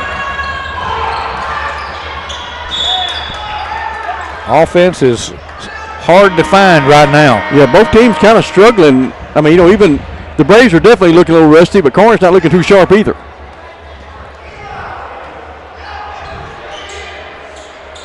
So Braves force a turnover. Yeah, Braves will throw it in. Comes in, Clark. Clark will give and go on the right wing. Westbrook. Now back. It's McNutt. Now back to Clark. Now to Westbrook. Well, not getting a lot of ball movement right now. They're just, they got no screens going down low. They're trying to post up, but Corinth's going to have you on sides when you try to post them up. And now the pass out front is stolen away. Warriors into the front court. Ooh, almost got away with one there, but able to save it out front. Corinth starts again. Pull up jumper on the way, short. Rebound tip, and Corinth gets the rebound. And right now they're just out hustling the Braves. Yeah, two Braves had it, fought each other for it, and it ended up in Corinth's hand. Ball comes to Barton. McNutt playing him. Braves staying that man-to-man. They keep looking for Hartnell. He wants the three, and he's not taking it, so he takes it down the lane, misses the shot. Again, Corinth gets the rebound, and now that shot blocked by Clark, and finally McNutt picks it up. Gets it ahead. Westbrook pass down low, layup. Oh, nice. McNutt, good. Nice job there by McNutt, streaking down the lane. Good pass by Edwards to find him. That's part of keeping, he's keeping his head up. Casey's got the 4 points. Somebody needs to score, that's right. In the corner, three ball on the way, short. Rebound, put back up, and rolls across the rim, no good. Finally, the Braves, Clark comes out of there. He's getting hacked. And now Corinth strips it, takes it to the goal, and that's that man again, Burris, and he gets the layup. Yeah, I thought there was a lot of contact there. A whole lot. They just, some games you call everything, then they just let them play. You don't know what to expect. Oh, he got bodied up. And he still gets the shot in. Yeah, nice job there by Luke Edwards. I thought he got fouled. So it's just a 3-point game. Again, like we said the last time, you're just hanging close, 3 seconds. Corinth's going to try and get the last shot off as they do. And it's short, and that ends the first quarter. Both teams in single digits. So wow, a slow start, maybe a little rust, maybe some good defense. Nonetheless, Corinth leads the Braves here at the end of one by a score of 9-6. We'll pause for 1 minute. We'll come back with second quarter action. You're listening to Braves basketball. On Fun 91. Coming out of the break, the Braves get a three on the way. Shot no good. Rebound taken down by Clark, and he tries to dump it down inside. And then Corinth is going to make a steal, fall to the floor, and the Warriors are going to take a timeout. So to save the possession, the Warriors burn a timeout. We'll just keep it right here. Yeah, remind everybody to stay tuned here at halftime. And the Boys Hollingsworth State Farm full court press show. We're going to have Lady Braves sophomore Meg Moore is going to join us. So looking forward to chatting with her. Coming off the big win, and Meg picking up 4 fouls. She may have a few words to say about that. Yeah, let's see what she says about them 4 fouls. Listen, Meg, have you ever fouled out before? You was coming close. I had her unofficially with 32 on the night. 32 and 4. That's fouls and points. Good thing you can't get a triple-double with fouls and points, right? All right, Corinth throws it in coming out of the break. Ooh, and then throws it away. Man, that went like 2 rows deep. That went over the Braves bench and into the what would be the retired coaching section kind of at TC. Yeah, that may be their retired coach. It looks like some retired coaches over there, don't it? All right, so Braves get the ball back. They can tie this thing up with a 3. Get it into the front court. There's a look, and then he walked. Man, should have took that shot. Yep, didn't take the 3, and then took that extra step, got called for the travel. Yeah, Luke, I think if he had to do that again, he'd obviously fire it up. So 9-6, 7:25 to go, first half. Braves in that kind of a 1-3-1, 1-2, 1-3-1 half-court defense. That's what we tried, that's the way we tried to slow him down the last time, and that's when Burris got hot, and there he is down low again. Braves battling with him, and finally they're going to call a jump ball. Possession stay with it. Have we got a jump ball yet? It seemed like, I don't know if that arrow's ever moved. I'm sure it did when the quarter changed. Yeah. Just seems like every time you need one, it's pointing the other way. So Corinth gets the jump ball and the possession. They throw it in out near half court. Off a dribble, going to the goal. Oh, block by Clark. Braves can't get it up the floor quick enough. Had one breaking. So they get it into the front court now, and then they lose it and get called for a double dribble. Yeah, Westbrook trying to get rid of it, but did the double dribble before he could get it out of his hands. So Warriors up by 3 with the ball. Down the lane, now kick it out in the corner. 3 ball on the way, rims out no good. Oh, yeah. That is a textbook over the back right there. Yeah, good job there by Paxton Markle to block out. Get the foul called on the Warriors. I mean, if you could have got a picture of that, you could have showed people what not to do. Yeah. So Braves get it back. A little full court pressure now by Corinth. Anything right now, somebody's got to do something to create some offense. And the Braves throw it back out, almost threw it in the backcourt. Westbrook has to track it down. Now McNutt, and he's fouled. And I think maybe Cason's going to the line. Are they going to call that a shot? I hope they do, because I couldn't tell if they were shooting or throwing. I couldn't. It could have been a shot, could have been a pass. I think in the offense is going in this game, just give somebody the benefit of the doubt. Klingen's going to check in next dead ball. Cason's first free throw is good. He's going to come in for Westbrook. You know, Braves have cut it down to 2. I mean, 9-7 here in the second quarter. The second inning. It's the bottom of the second inning. We've had a few home runs. That's about it. Next free throw good. It's a 9-8 game. 1 point game. Still 6:15 to go in the half. People are going to turn it on and think we're calling a baseball game. Quickly up the floor, and they step on the sideline. Another turnover. Braves got a chance to take the lead.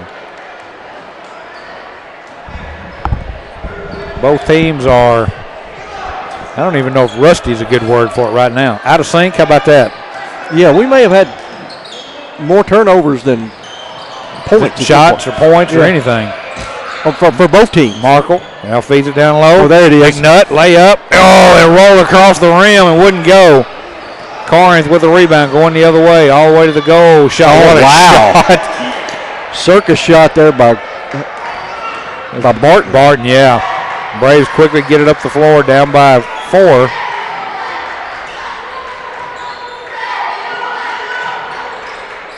Clark, closely guarded, spin move in the lane to the goal. Shot won't go. Braves getting looks, can't get him to go.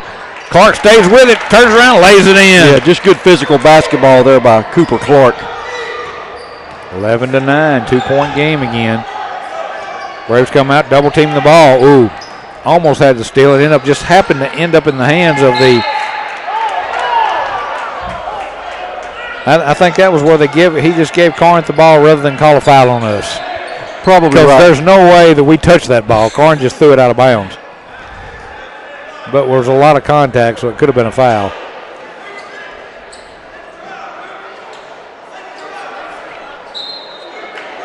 So they'll throw it in. Comes in out front. Patterson off a screen from Barton. Now back out to Barton. He's going to fire up a 3. Good. You keep getting it back up. You get it to 2, and then you just can't get over that hump. Yeah, 8 points for Barton. That's his second 3 of the night. 14-9. A little under 5 to go in the first half. And this time they're going to call a foul on Burris. Oh, no, on number 5. I thought he held it. I thought he did hold it before. Yes, yeah, but they put it on the scoreboard. It said on Young. Well, which I think was right because Burris, and 5 came off the floor. Burris was way down under the goal. Okay. There's a dump down low. What a pass. Layup good. Cooper Clark keeping the Braves in the game. Tell you what, having a 1-possession game. 14-11, 4:40 to go, first half. Off a screen, down the lane, spin move. Braves double team the ball. They kick it back out for an open 3 on the way. Good. Wow. That's what good teams do if Patterson hits the 3. You got 2 Pattersons in there knocking down shots. Braves got to figure out a way to answer. Just keep it close. The Braves had a 3 yet? No. And now there's a whistle and a foul. It's going to go on the other Patterson. You got Patterson number 12 and you got Patterson number 22. This one's on number 12. And the Braves will throw it in.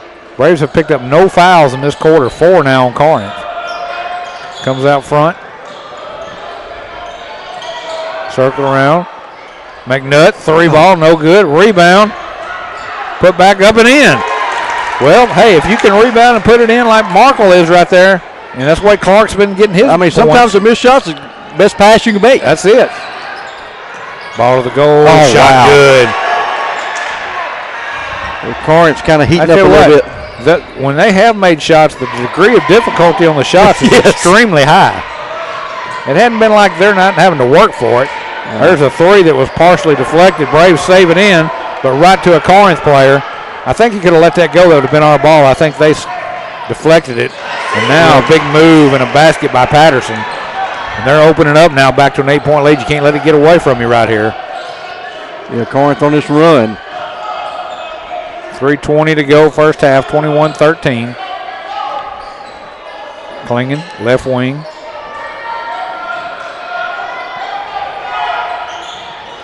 Edwards now back. Clark gonna fire up a three, short, and Corinth with a rebound.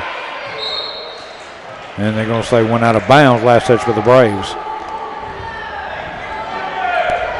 Got to be careful right here. They can go to a double. Yeah, you don't want to go in double figure lead right here.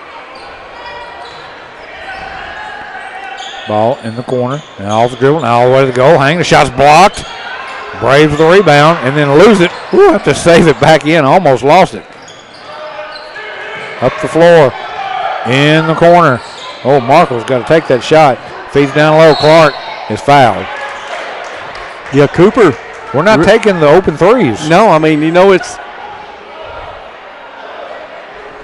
like we're they're saying. there. The shots are there. Yeah, the open threes are there.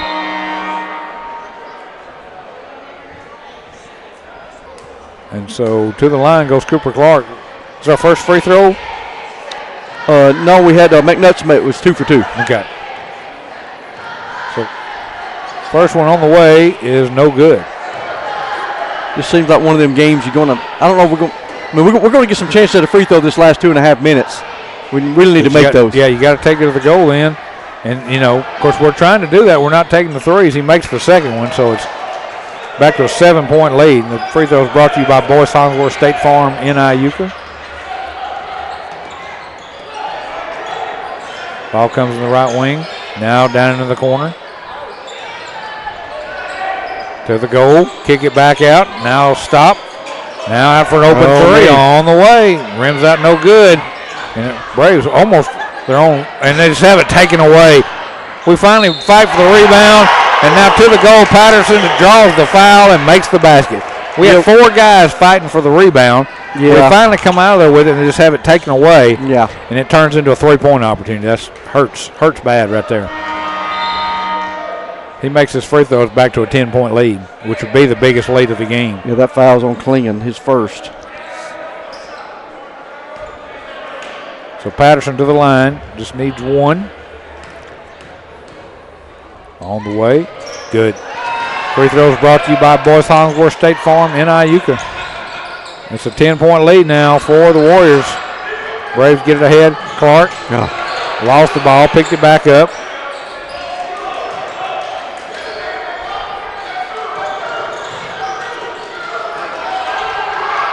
Boy, Corinth playing some tenacious defense. And you're so forced. You're so forced to adjust your shot with that defense that it's hard to get off a good shot. Yeah, I thought we tied the ball up. They're going to call a foul. Yeah, I thought we tied the ball up too. And they went ahead. They called the foul on Dylan Robinson. So, well, Dylan ain't been on the floor long to get a foul. Second foul on the Braves. Corinth with a 10-point lead now, looking to add to it. And there goes Patterson to the goal. Missed the shot. Burris gets the rebound. Has his pocket pick. And then it goes off of Burris out of bounds to be Braves basketball.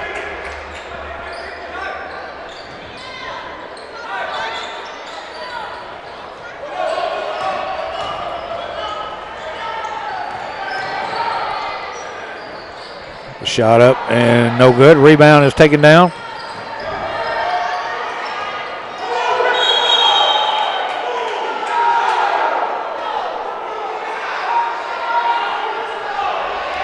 It's going to be Corinth's basketball. Yep. So they're going to say last touch by a Braves player.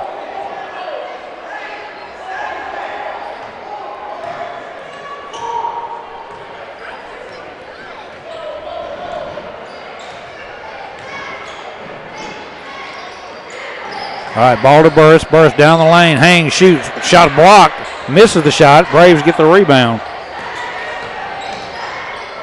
Now, McNutt tries to dribbles it off his foot. He gives it right back to Corinth with 56.5 seconds to go here in the first half. So did y'all have to pay off the guard? Yeah, that was interesting. Didn't want to let Meg come up here, huh? But we finally talked her into it. We may all go to jail. She's such a shady character. You can't just let her go anywhere. You know. You need to. You don't have to straighten up. Not look so suspicious. That's right. All right, still under a minute to go. Still a 10-point lead. Nobody scored while you were gone, by the way. Well, that's good because I didn't have anything to write down with. It's still 24-14. Braves will throw it in. 52.1 to go. Ball comes into McNutt. It's a man-to-man defense. I'll tell you what, it's been a defensive struggle for both teams, and if he don't throw it up right now, we just got a 10-second call. No, Coach got a timeout before that. So timeout on the floor, still 24-14, 10-point lead for Corinth, and it's going to be a full timeout, so we'll pause with them. Back in 1 minute, you're listening to Braves basketball. Fun 91. Barton, he looked like a receiver running a fly pattern. He intercepted the pass and then threw it behind his back off the Braves player as he was going out of bounds to save the ball. That's just an athletic move there. Pretty impressive. Guarantee he plays some defensive back somewhere. Absolutely. All right, 38 seconds to go, 24-14. Braves come out of a little trap. Now they pass over the top, down into the corner. There's an open three on the way. No good, but they get the rebound. Strong to the goal. Can't get the shot to go. Get another rebound. Kick it out. Patterson three. In and out, no good. And finally, the Braves get the rebound. They get multiple chances at the goal every time up the floor. Braves up to McNutt. Try to pass it down low to Clark, and it's going to go off for Clark, but they're going to say last touch by Patterson and go out of bounds. Yeah, Corinth's so quick on defense. I mean, you think you got them beat for something longer, the bucket, and then all of a sudden the player comes flashing in to knock it away. This is a low-scoring game, 24-14. We got 9 seconds left in the half. 9-6 game at the end of one. 24-14 here at half. There's a three ball. Good! That'll work. Knocking down the three was Luke Edwards, and that cut the lead back to 7. Now the Braves with a steal. Can't get the shot off at the buzzer, and that's going to end the first half. Well, like I said, a 9-6 game at the end of one is 24-17 here at the half as Michael totals up the numbers. Yeah, I'm ready. All right. We'll take a look at the halftime stats. Time to crunch the numbers here was brought to you by Sparks CPA Firm. We appreciate them being a sponsor of our halftime and our in-the-game statistics. Very quickly, first of all, for the hometown Warriors here, led by Barton with 8. 4 points each for Burris and Patterson, and then 3 points for the other Patterson, Jacarius Patterson. For the Braves, 4 players on the score sheet, led by Casey McNutt. He's got 6, 5 each by Cooper Clark, and for Luke Edwards, and 2 points for Paxton Markle. All right, so Braves trail here at the half, 24-17. As we head into the State Farm, Boys Hollingsworth State Farm, full court press. We are joined by Braves sophomore forward Meg Moore. Meg, we talked coming on to the game, since it's been such a long time, actually since we played a game, that would y'all have a lot of rust? Apparently not. It looked like as y'all came out, it looked like other than maybe free throw shooting, it looked like pretty much everything was like it had been. Yeah, we had a hard time with our press at first. But, yeah, our free throws he kind of said something about our free throws at halftime. So well, if we noticed it, Coach is going to talk about it. I kind of like the subtle. He kind of said something. Yeah. Yeah. He also said something about our defense. But, yeah, I think we practiced all week, the past 2 weeks. But, I mean, we weren't as bad as I thought we were going to be. Well, that's good. So you were able to practice. That was my next. I was leading into that next question. Yeah. So I mean, when you're like that, is in the road, but does Coach come around and pick up everybody, or how does that happen? Because there's people that can't get there. There's probably certain things you don't need to know. Yeah. So he sent a group me text, and he was like, "Hey, we got it approved. If you can come we practiced at Burnsville's old gym at first, and so everybody." I think we had 9 or 10 people there at first, and it was like basically the whole starting 5, and then like the next off the bench, like next 3 or 4 off the bench. He actually had all his little brother come to some of our practices to give us 10. But that's pretty good. Yeah, you got to do what you got to do. That's it. Yeah, and then we just kept practicing there, and then we went to the Iuka Middle School, and then we eventually got back to the high school. Had to go where they had power, right? Yeah. That's right. Hey, so I was thinking today, Meg, I thought, what questions I can possibly ask Meg Moore? And I've got to thinking, obviously, you've been a starter since the 8th grade. It seems like you've been at TC for 6 years now, but it's only been 3. It seems like you've been playing a long time, but you played young. Coming off of last year's season, what were some things that maybe you wanted to concentrate on your game? I know you play summer ball. What were some areas you felt like, hey, I can get better in an area? Then how's that worked out for you? I think my defense was one of the main things. I think I've really stepped up my defense this year, just pressure-wise, and obviously being more physical is always going to be a thing. But I think just being just confident in everything that I do, whether it's if I miss shot, next shot. Always just pull-up game, 3-game, and defense. Do you ever, playing ball pretty much year-round, do you ever get tired? No, I love it. I love it. That's good. That's what, because we hear stories, and we've been doing this for so long about there's players that play, and parents that push and all that, and they eventually burn out. Yeah. People ask me, they're like, how do you just go to the gym every single day and not get burned out? I was like, I just love the game so much. I just work out all the time, and I just love it. Just have a passion for it every single day. So that leads you, Michael, into this question. Yeah. So obviously, the accolades have come for you. You're Miss Basketball in 4A, Clarion Ledger. All the accolades have come, and a lot of attention on you, right? How do you balance that? I mean, you're a sophomore in high school. You seem to handle it so well. As far as being a student, being a team player, being a player, being a leader on the team. Just kind of, you just seem to be even keel about the whole situation and really have your priorities straight. I think being humble is one of the main things that I focus on. But just being a good teammate to others, being a good friend is what people are going to remember you as. And so I just kind of try and balance that and being humble, getting to the word. Well, that's, that's been one of the things that's really stood out to me watching you play over these last three years at TC is you've seemed to been able to block out the noise, and just be able to do what you do, but I gotta tell you this, we've interviewed the other 4 starters. Mm-hmm. Your name came up quite a bit. Really? When we asked who's the biggest trash talker, it was Meg Moore. That is not true. That is not true. It was, I know after he said that. It was pretty unanimous. It was unanimous. Who would you say is the biggest trash talker?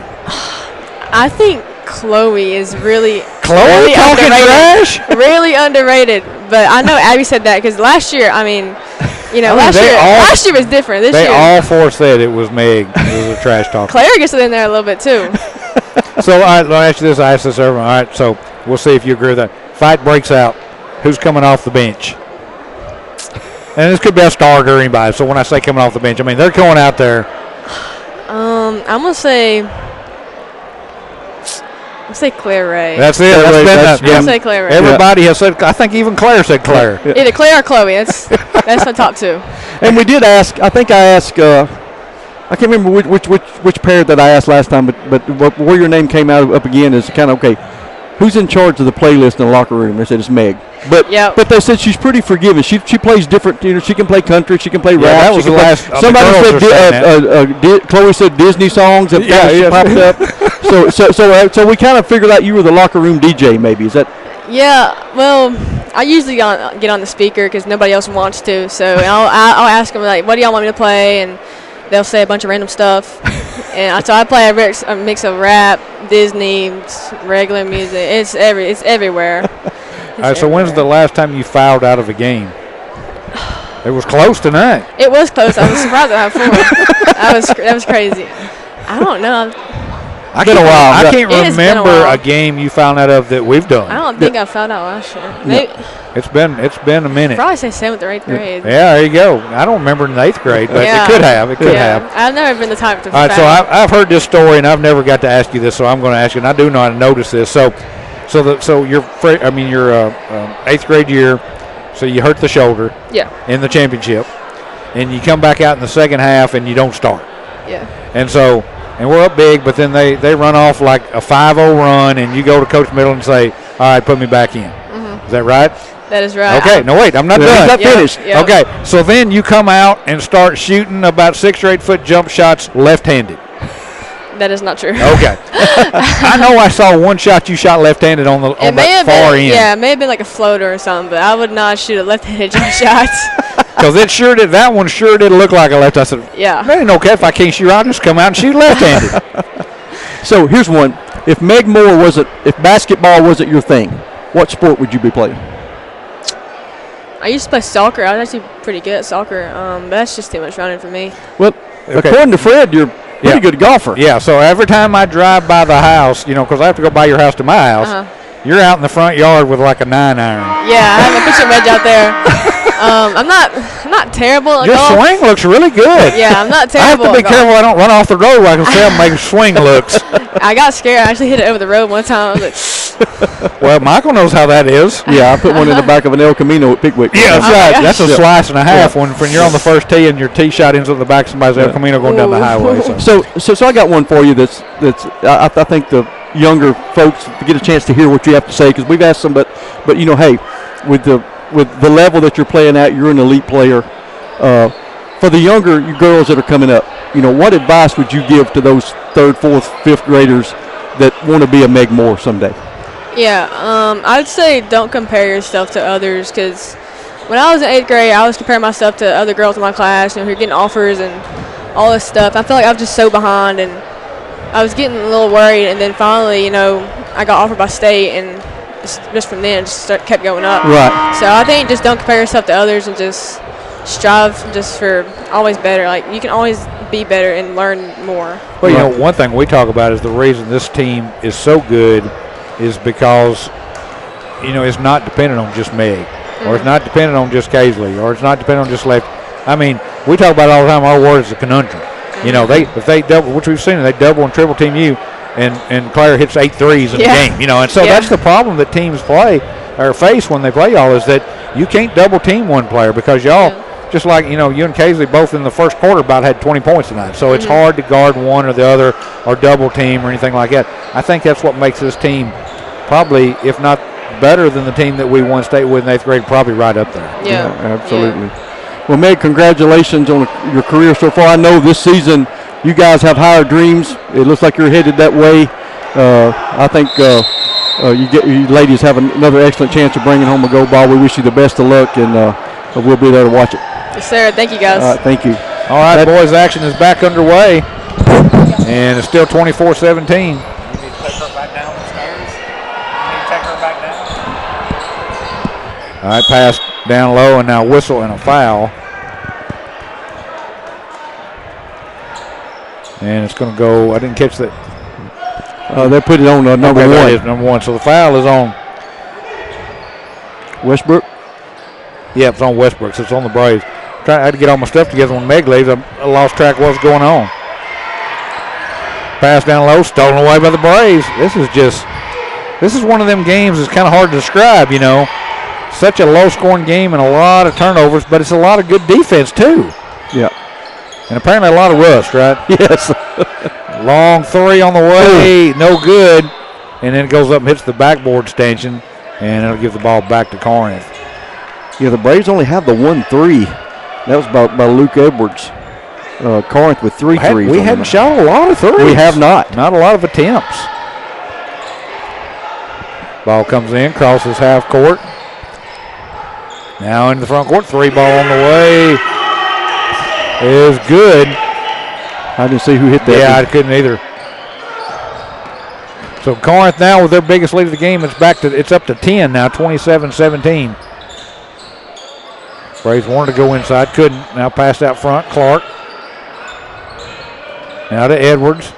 Back out front, Clark. Down the lane. Oh, good strong move. Good. What a strong move there by Cooper Clark. He has 7 points tonight. So it's leads cut back down to 8 now. You need to try to keep it under them double figures.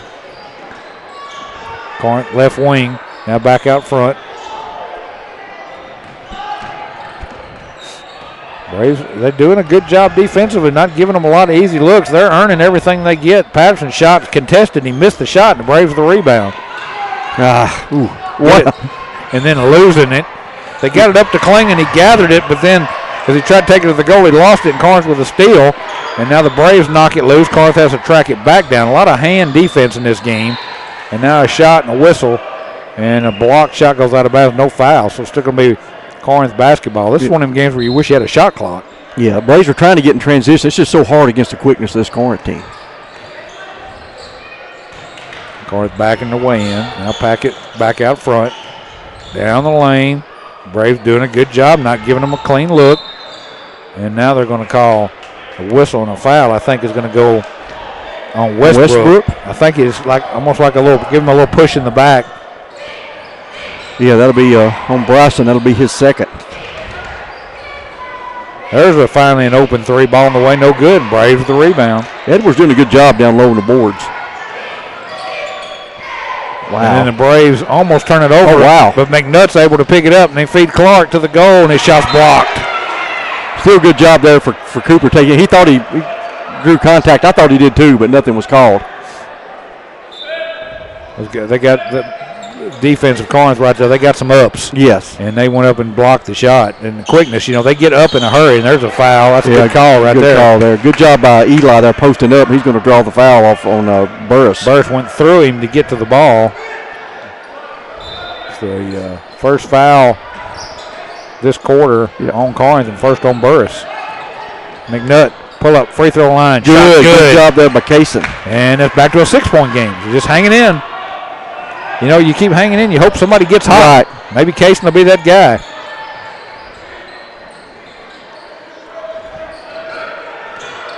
Down the lane. Now they kick it back out. Burris for three. No good. Rebound of the Braves. Never say never. Cooper says, I'll just take it. Cooper with a head of steam. Oh. Cooper probably should have kept going. Yeah. He should have kept that head of steam. Yeah. Burris did a great job anticipating that pass. Yeah. It's kind of like a Taz anticipation. Yeah. Stepped into the passing lane and made the catch. So Corinth gets the ball back, up by 6 with 4:43 to go in the third. Pass in the right wing. Now to the left. Now back to the right. Braves not letting them get down low. And as soon as I said they get down low, and then a whistle and a foul. I think he might have got it. Yeah, with the body probably. I thought that the hand was clean. Foul's going to go on Edwards. Yeah. Be his first. Third team foul on the Braves. To the free throw line goes Marquise Hill. Free throw is no good. This game has been a example of rust if I've ever seen one. Yeah, I mean, both teams just really struggling to get the ball in the hoop. Next free throw, and he hits that one. Free throw is brought to you by Boyce Hollingsworth State Farm. And now reach-in foul on Patterson. That's 3 on the Warriors now, and that's 3 on Patterson. That's the number 22 Patterson version. There's only 2 on the foul on the Warriors this quarter. I thought that was the third, but it is the third on Patterson. Braves letting Klingon bring it up the floor. Now 3 is going to be off the mark and rebounded by Patterson. He gets it up to Barton, up the near sideline, and into the front court, back to Patterson. Patterson going all the way to the goal, hangs, and they're going to call a blocking foul on Clark. I think Clark may have moved over there while he was in the air. Yeah. Trying to draw one. Probably worth a shot right there. Just the first on Clark, so he had one to give. Patterson's free throw good. He got a good roll. Patterson got 6 so far on the night. Next one.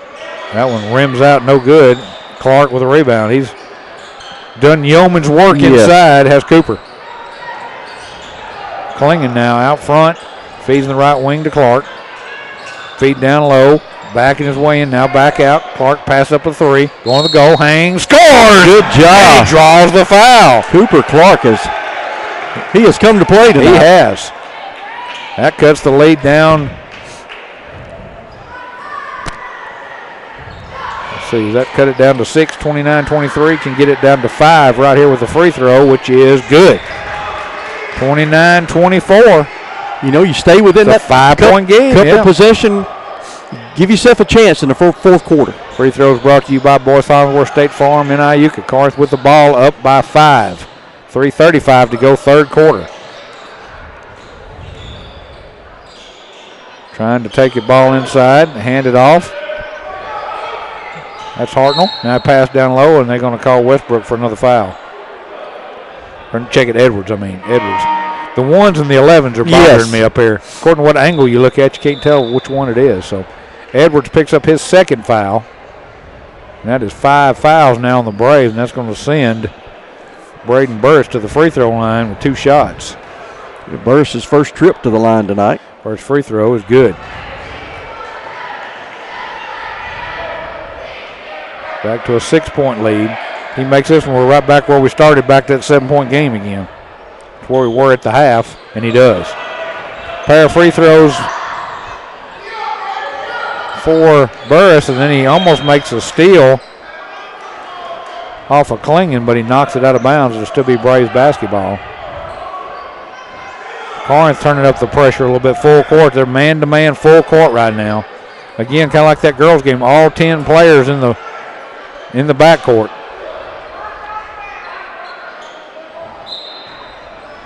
So Klingon to throw it in. Got to hurry. Gets it into McNutt. Kaysen into the front court, now breaks the count. Feeds it.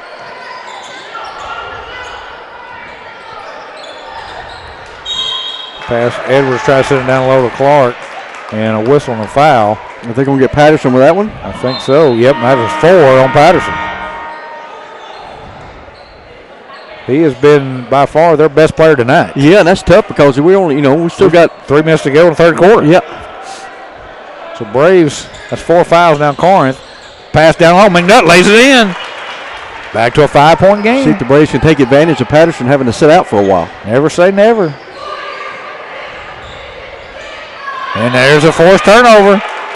They cut him off going inside. He tried to throw it back out for an open 3, and it goes off his hands and out of bounds. So it's going to be Braves basketball. Cut this down to 1-possession game. Still 2:51 to go, third quarter. Comes into Klingon. And then he gets it ahead. Luckily, goes through the hands. McNutt down low. Layup good. Wow, what a pass by McNutt and what a finish by Edwards. 31-28. It's a 3-point game.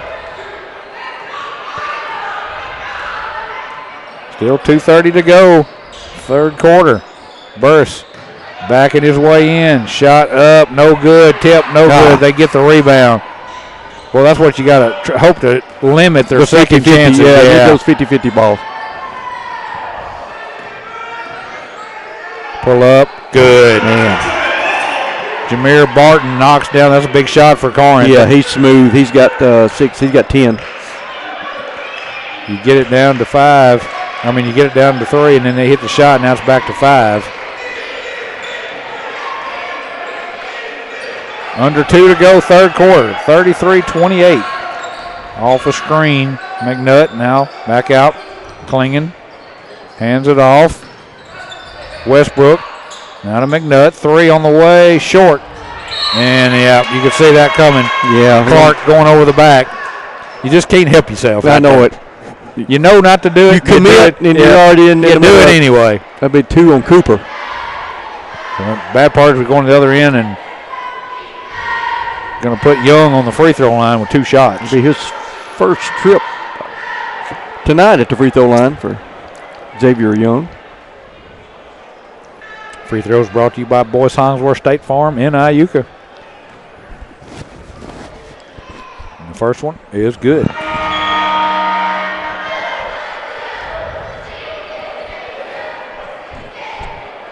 Back to a 6-point game again, 34-28. You get it down to 3. That's about as low as we could go so far. Next one, good. So we're right back to the halftime lead again, 7-point game. So hard to come from behind. You use all your energy to get back, and then you lose it just that quick. Yeah. Giving low, Klingon, turnaround shot, rolls across, no good. Yeah, tough shot there by Eli. Barton with the rebound. Minute 20 to go in the quarter. That was a walk. Yep. Travel against the Warriors, be Braves basketball. So Hall turns it over. Braves get it back, down by 7. You know, if you could just get it under 7 by the end of this just quarter. keep it within a couple possessions. Yeah. I mean, if you can make up a little ground in this quarter, you give yourself a shot. Clark going strong to the goal. Shot won't go. Probably should have gone backboard right there. Tried to almost like a little hook shot down low. Couldn't get it to go, and Corinth with the rebound. Under a minute to go. You got it. What you want right here is avoid a 3. You don't want to go back to that double figure. Right, absolutely. It's just mentally, you don't want to see double figures with a quarter to go. There is the 3 on the way, short. And long rebound, tracked down by McNutt. He just outran everybody to it. All the way to the goal, layup good. What hustle by Case and McNutt. The two Corinth players just kind of look at each other, and McNutt just flew between them and picked it up, took it all the way, and cut it back down to 5 again. Yeah, Case got 12. Pretty good when your whole team has only scored 30. You're putting up pretty good numbers. Pull up jumper, good. Man, what a tough shot. That's what we saw a lot at Tisch County as Burris knocks down another shot. He had a hand in his face as well. Back to 7 again. McNutt, right wing, gets a screen. Pull up jumper, short, and that ends the third quarter. Well, we've played 3. It's still a low-scoring game. Corinth leads the Braves here at the end of 3 by a score of 37-30. We'll pause for 1 minute. We'll come back with fourth quarter action. You're listening to Braves basketball. On Fun 91. Braves basketball, 37-30. Corinth with the lead. And they'll have the ball, too, to start the fourth quarter. Nothing solved in that third quarter. 7-point lead for Corinth at the half. Both teams put up 13 in the quarter, and we're still a 7-point game. Shot on the way, no good. Loose ball picked up, rolling around, and Brace finally come up with it. Cooper Clark was not going to give up on it. Get it ahead, McNutt. Down the lane, that kicks out. Open 3 on the way, short, and the ball's going to go off of. Ooh, I thought that went off of Burris, didn't you? I did too. Be interesting to see how long Corinth decides to keep Isaiah Patterson on the bench with those 4 fouls. So Corinth brings it up. That's Barton into the front court. Bullet pass down low is stolen away by Markle. Up to McNutt. Kaysen, pull up, shot on the way, no good. Braves not getting many offensive rebounds. Yeah, none. No offensive rebounds. Shot on the way, no good. Tip, no good. Rebound, taken with the Braves, going the other way again. McNutt's making me tired. He is flying up and down the floor. Paxton wanted the 3. Instead, gives it off to McNutt, who hands it off Clark top of the circle. Pass down low, Klingen. Oh, had Cooper underneath, didn't see him. Klingen to Clark. Out of Markle. Down to Klingen.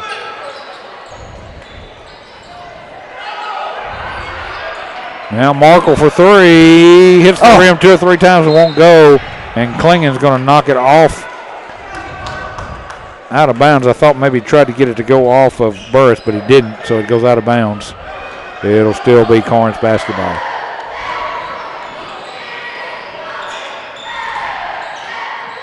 They get it into the front court to Young. Now back to Patterson.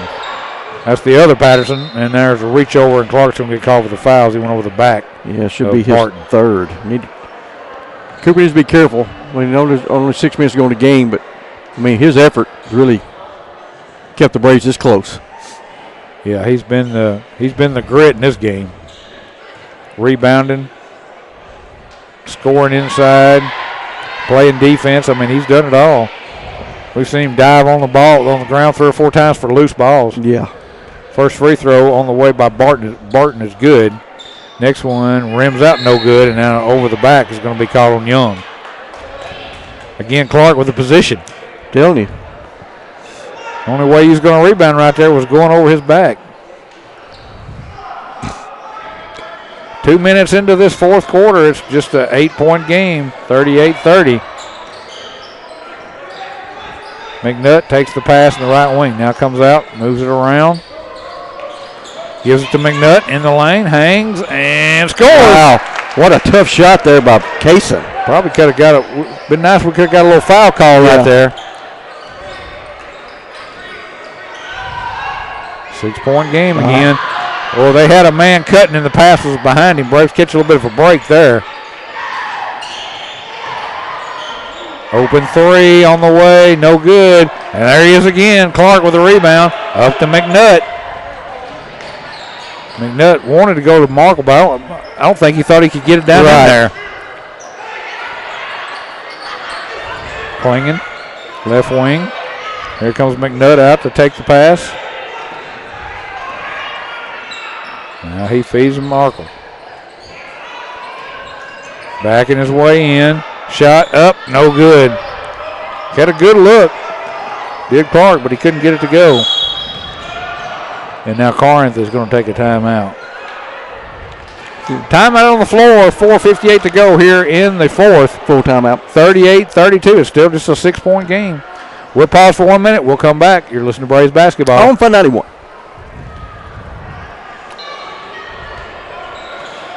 (38-32). Corinth with a 6-point lead and the ball. Time not a factor yet, but it's getting that way. 4:55 to go in the ball game. As low scoring a game as this is, you can't wait too long to make up points.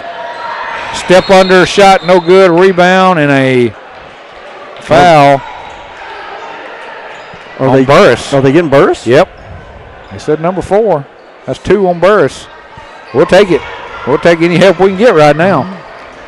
Again, Braves down by 6. You got a chance here to. McNutt in the right wing. Circled around. Out front, Markle, 3-ball. Good! Good job. Markle knocks down the 3. Boy, what a timely 3 it is there by Markle. Now it's a 3-point game. And Corinth takes a timeout. 38-35, 4:25 to go in this ball game. And this is big for everybody's psyche going into the tournament next week. Absolutely. You know, if you're the Braves, it hasn't been your best game by far, but you battle in and you're 4 minutes, 25 seconds left in the game, you're within 3 points. Yeah, I mean, that's, like we said, we wanted an ugly game, and we got our wish. You gotta have something left down there in the kitchen to pull out here in the last 3 minutes. I mean, this is obviously, obviously Corinth has played more players than TC has, so you got to dig deep right here if you're those 5 on the floor. Yeah, our bench is extremely small tonight. That's probably another reason that Coach wanted maybe to slow this down a little bit. You don't want to get in a running game with these guys when your bench is a little short. I mean, Braves have basically played 7 players, I think Corinth played 9. We've played 7 and we've played 6 a lot. Yeah. The 7th player hadn't played a lot. Right. All right, Corinth brings it up into the front court. There's your answer is Patterson back in. And then he loses the ball. Braves get it ahead. Clark to the goal. Layup good. It's a 1-point game. Little momentum shift here in the Braves' favor. Halfway through this fourth quarter. That kind of gives the Braves a little pep in their step.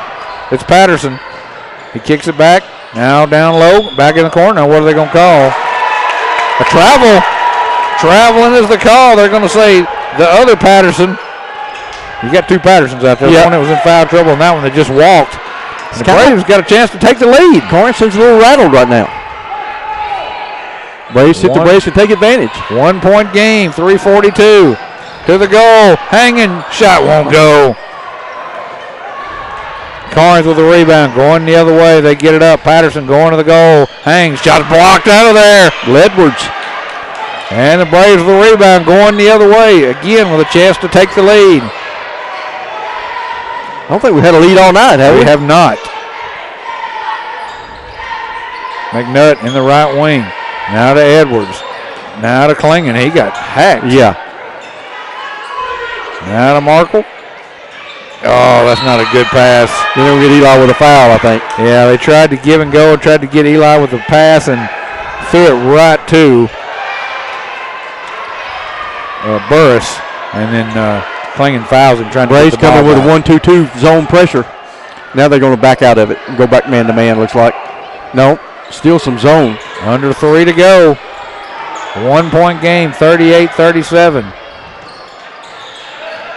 Patterson. Back to Patterson. Pass down low. And then they try to find Burris. He wasn't expecting the ball, and they throw it out of bounds. Yeah, that trap defense is really causing Corinth some problems right now, and they turn it over.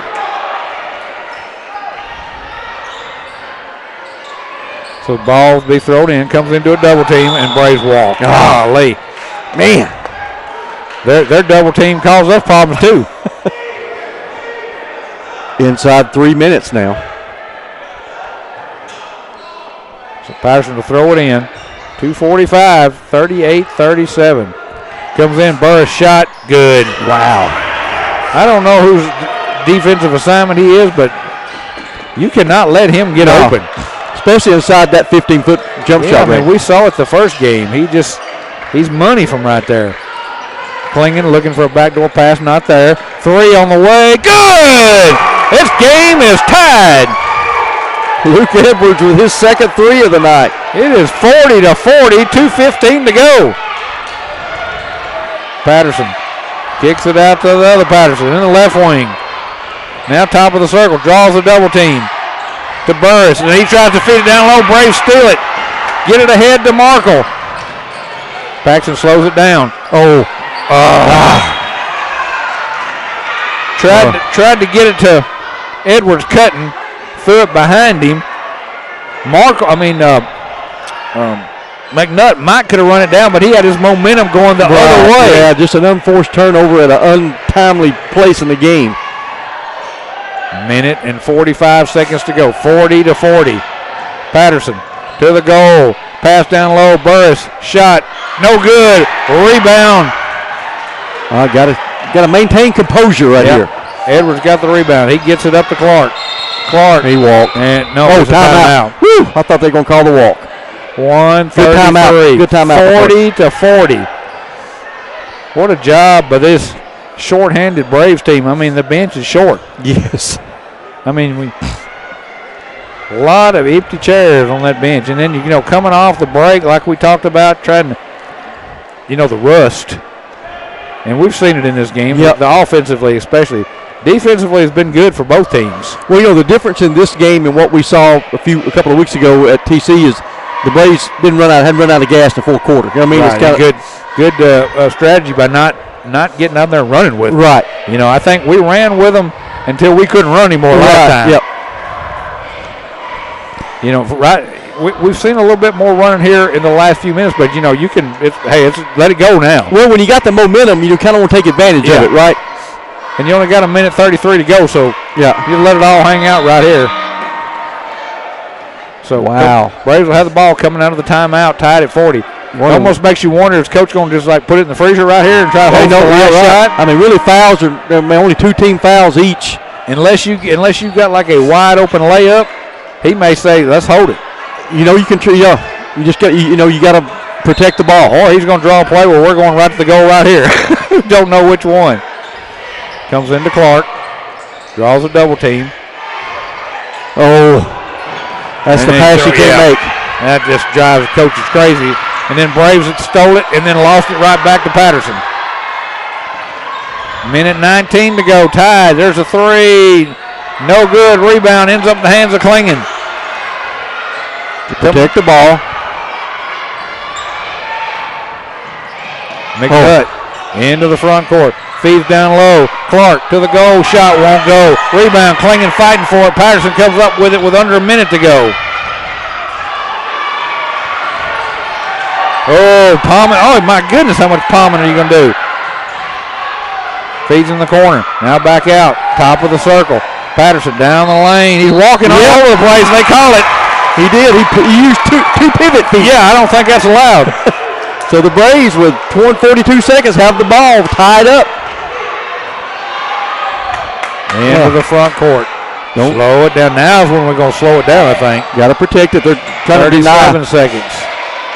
Pass down low. Clark. Shot. No good. Corinth with the rebound. 28 seconds. Up the floor. They're going to try to hold it.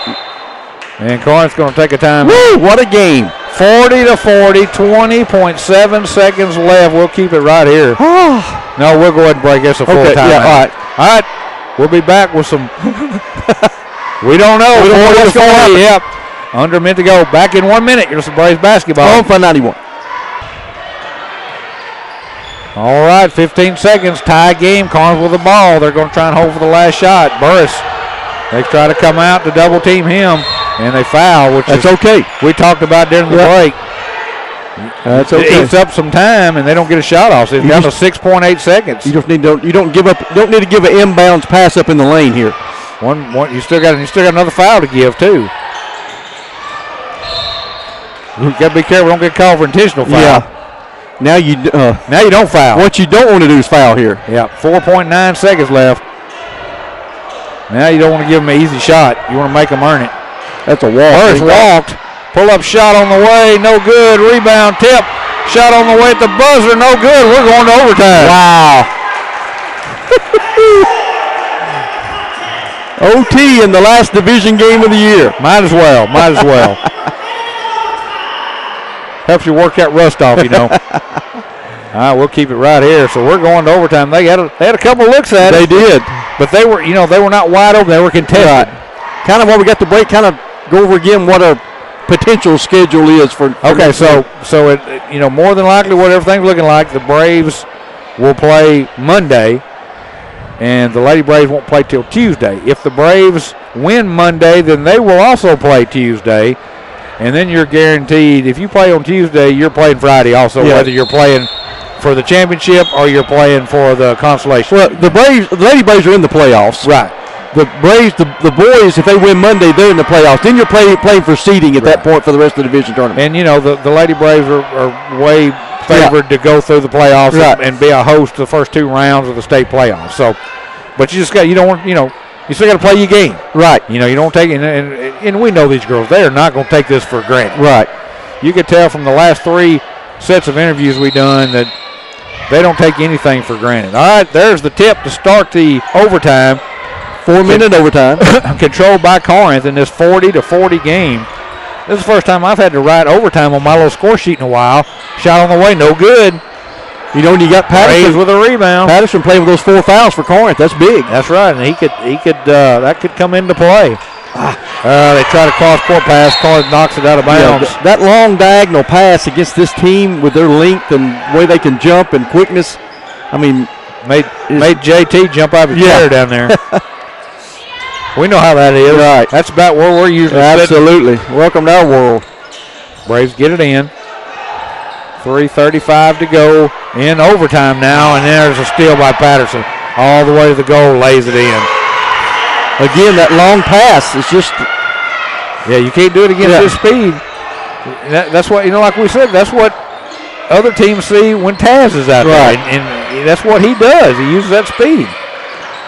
Clark for 3. In and out, no good.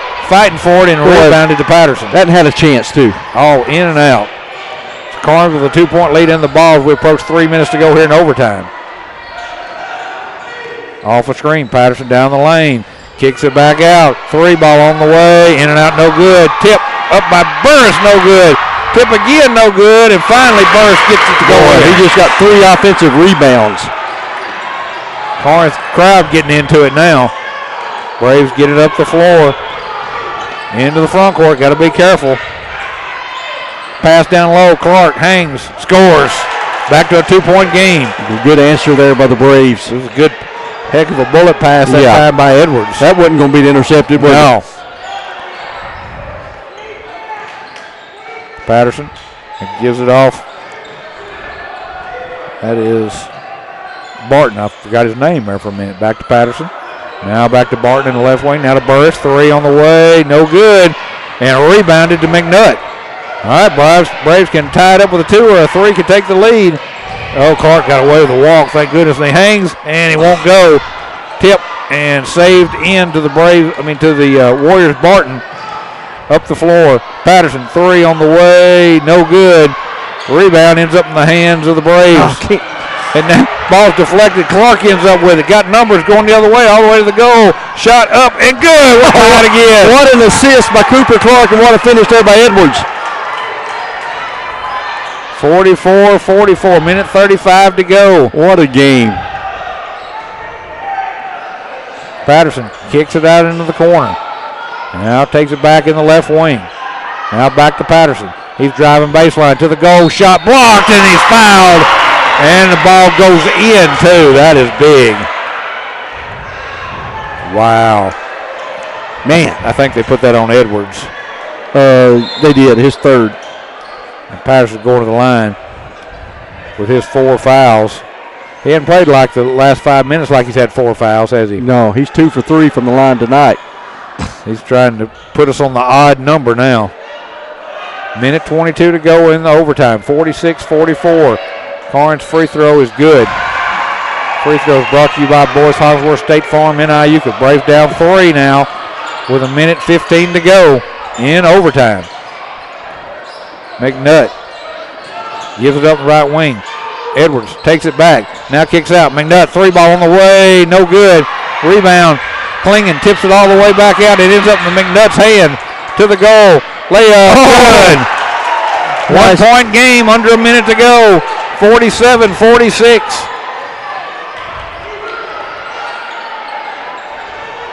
Ball on left wing, Patterson. Now shot on the way, rolls across the rim, won't go. Braves with a rebound. Big rebound there by Markle. Up to McNutt. 41 seconds to go. McNutt down the lane. Pass down low. Edwards shot won't go. Tip ends up in the hands of Clark. Clark down low. Edwards shot won't go. Again, Clark with a rebound. Now jump ball. Possession will stay with the Braves. Wow, well, what effort. I know we've said it. Cooper Clark has left it all on the court. So what you're saying is it's Cooper Clark court? Say that fast 3 times. No, thank you. All right, Braves will throw it in. Got to get it in. Got to get it in. Oh, Thank God we got a timeout. Braves got a timeout. that one. Yeah, right before we threw that one into the crowd. Before timeout. All right, we'll take one with them. We're just going to take a 30. We'll be back in 30 seconds. So it's a Braves basketball. On Fun 91. Basketball, we are in overtime. 47-46. Corinth with a 1 point lead. But the Braves have the ball. Braves have the ball. 28.2 seconds left. Let's see. You know, we were talking about coming out of the break. We were talking about whether you hold it, try to win it. Do you try to just score? You know, they got fouls to give. We got no fouls to give. We got to get it in right here. Here we go. Braves going to throw it in. Comes into McNutt. He hangs and scores! Braves by 1. 22 seconds to go. Patterson feeds in the left wing to Burris. Burris going to the goal. Shot blocked out of there. Rebound to Clark. Tied. Jump ball will stay with Corinth with 12 and a half to go. Boy, this is fun. Tell you what, Eli Klingon saved that block shot for the right minute. Did. So they're going to inbounds underneath their own basket as Corinth. Yeah, you got to pack. Don't let them in the lane. You got to look for number 4. What? Don't know. Guess we're going to do a redo. All right, still 12.5 to go. Braves by 1. Corinth throwing it in from the baseline. Comes into Patterson. They get to Barton. He's trying to work his way in. Shot on the way. No good. Tip. Klingon with the rebound. 3 seconds. We get it up the floor. 1 second. Braves are going to win it to the goal. Why? 48-47. The Braves get the win. Wow. On the road in overtime. Boy, you got to tip your hat to those kids right there. Yes. 48-47. The Braves really basically never led in this game until the last minute of overtime. Wow. I mean, that's basically what you're looking at. Absolutely, man. This was a 9-6 game at the end of one quarter. 24-17 at halftime. 37-30. Braves come back tied up. They held Corinth to 3 points in the fourth quarter. That it was some defense. And they were tied up at 40. And then they get the big basket there at the end to win it 48-47. That is win number 6 on the year, and it's a big win. They needed that. 6-15 on the season now.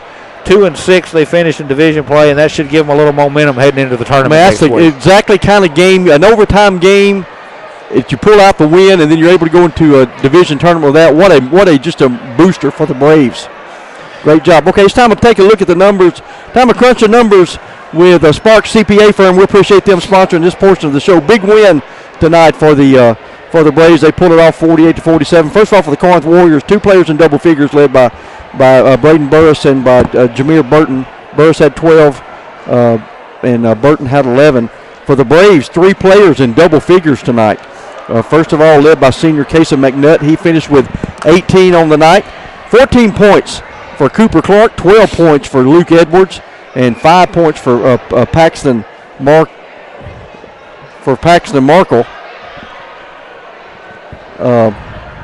Make sure we're still on the air. We are. I think. Yeah, something happened. We're back. I think. Anyway, but that's a crunch of the numbers there with brought to you by Spark CPA firm, and what a win for the Braves. I mean, like we talked about, just a huge momentum boost as we head into division tournament. That's right. So they get the win. The Braves do by a final score 48-47 in overtime. Good game. Good fun game to call. Oh, absolutely, man. Good game. Especially that fourth quarter and overtime. That's what it's all about right there. Yeah. Congratulations to Coach Justin Parker and the Braves. How about Parsons? Parker. Coach Justin Parsons and his Braves for a big win tonight. And again, Monday night we'll get after it one more time and try to get in the playoffs. That's right. Well, the boys will be in action Monday night. We're not quite sure what time yet. We will post that, we know, but we'll be on the air whatever time it is. Well, here's the thing. It's it's at home. It's at TC. These division tournaments, we don't get to host those every year. Yeah. Those only come around every few years. Man, get up there and let's pack that gym and let's give a definite home court advantage to both of the Braves and the Lady Braves. All right, so Braves winning in overtime. Big win on the road over Corinth. Lady Braves won the opener 91-34. That's 17 wins in a row now for the ladies. Wow. 21-2. They finished the regular season champions in Division 1 4A with an 8-0 record, and they'll be in the tournament come Tuesday night looking to see who they play. Also, they'll play the winner of whoever wins the girls' action on Monday night. So right. We'll have all that for you. Again, thanks for listening. Got anything else? That's it. See you Monday night. See you Monday night from Tishomingo County Division Tournament coming up. Thanks for listening to Braves Basketball on Fun 91.